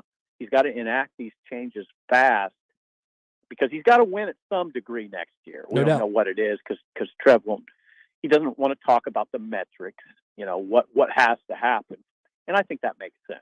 Yeah, that makes sense. I don't think you will need to lay out the metrics. No, and that creates a weird situation, I think. But right. I mean, I don't want to, like, there's a line between you got to win X amount of games and you'll know it when you see it. But I think I'm a little bit closer to you know it when you see it. You know what I mean? Yeah. I mean, there are people that are frustrated, that become frustrated when those metrics aren't laid out. But I think me and you it seems like we're on the same page on that. That conversation can get really complicated. It's complicated by factors that arise during seasons, like injuries. I mean, does the number change if your starting quarterback goes down? Right. Or 3 key players go down and you need 1 victory to get to your metric? So I'm all for urgency, but the public urgency is a little bit different. Yeah, I agree. And there's a trust factor too between the coach and the AD when they talk about those sort of things. I don't think everything needs to be public. No doubt. So there's that element. Simple, we got to let you go because we're running out of time here. But thanks for squeezing us in. Appreciate it, and we look forward to what's coming out from your chat with Trev. Thank you, Connor. Have a good day. That's Steve Sipple from the Lincoln Journal-Star. We'll come back. We will update the poll questions, tell you what to watch as we near 2 o'clock here at 1620 The Zone. 1620 The Zone is easy to hear anywhere, on air, online, and on social media. Wherever you are, we are. 1620 The Zone. Put a smile on. Why are so many people in the Metro smiling? They're saving more money every month by moving their auto loan to Metro Credit Union. Now you can refinance your auto loan at rates as low as 1.79% for 60 months and make no payments for 90 days. We make it easy with our online application and approval process at metrofcu.org. Metro Credit Union, your local advantage. Visit us online or call 800-301-8549 for details about credit costs and terms. Pandemic-impacted homeowners may be at risk of losing their homes, which is why the state of Nebraska is providing relief through the Homeowner Assistance Fund. Qualified homeowners can receive up to $30,000 in assistance for past due mortgage payments, past due real estate taxes, HOA dues, and homeowners or flood insurance. Funds will be distributed until they run out, and they do not need to be paid back. View qualifications and apply today at nebraskahaf.com. That's nebraskahaf.com. If you want to be the smartest guy in the room or don't get enough sports coverage from 6A to 6B, stop by the After Hours Lounge. Jeannie Allen and Rob Love cover all things Huskers, Blue Jays, Mavs, Reavers, and high school sports from 6 to 8 p.m. every Tuesday through Friday. You can also stop by from 8 to 10 on Saturday mornings to hear the best info in regards to recruiting. Want a little extra smoke or want to find out who to bet on this weekend? Check out After Hours every Saturday. It's brought to you by Mr. Rescue Roadside Assistance at Iowa Western Community College. No matter how dark it gets, there's always a sunrise, a warm bed, a warm meal, and hope. Sienna Francis House serves hope to those experiencing homelessness and addiction. Every day, we provide more than 1,000 meals and serve nearly 500 guests in our emergency shelter, Miracles Recovery Program, and supportive housing apartments, and help our guests navigate a path to permanent housing. Learn more at siennafrancis.org.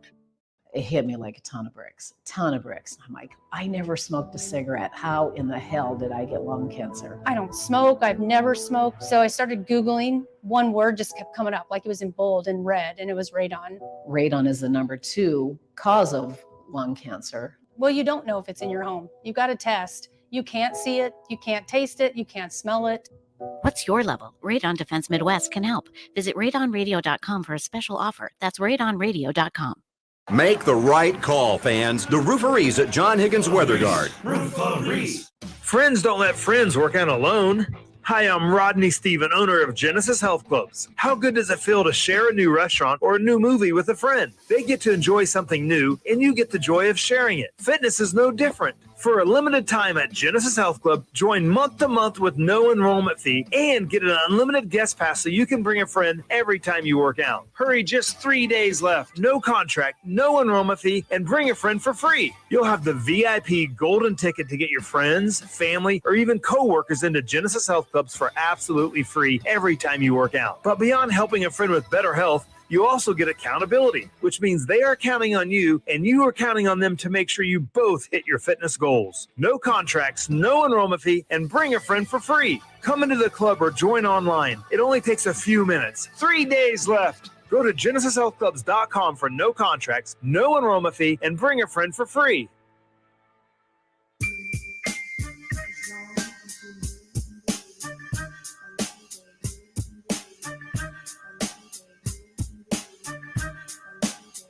All right, poll questions, of which there were 2 at Happer Show.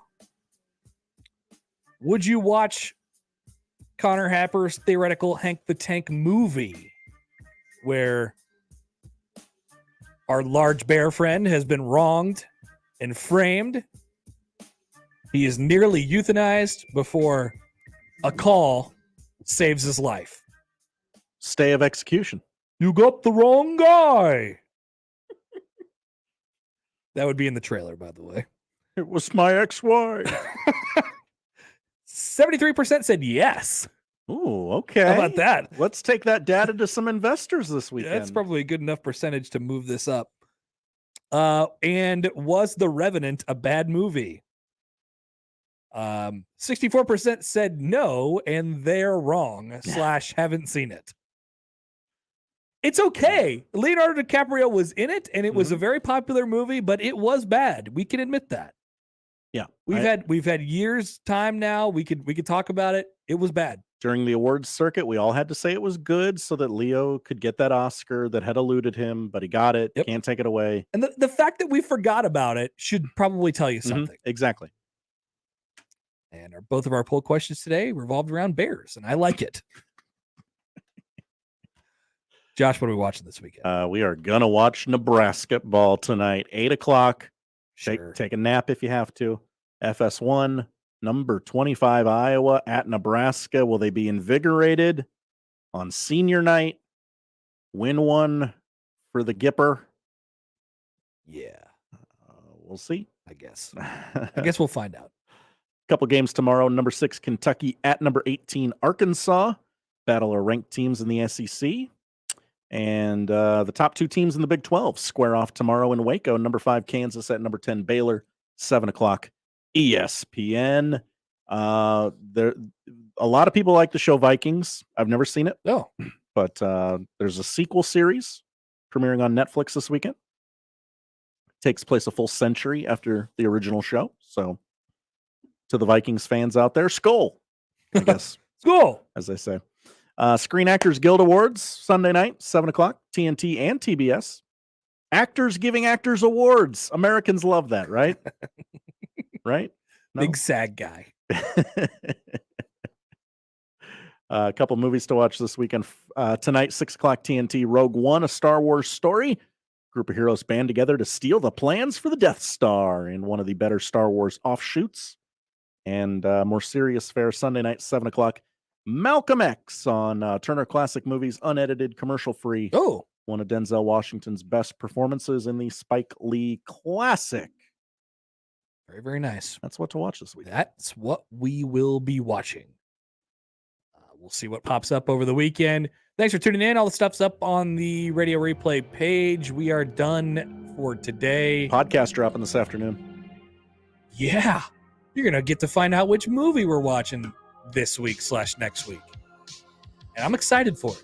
All right. There's your tease, I suppose. Thanks for listening. Talk to you guys on Monday.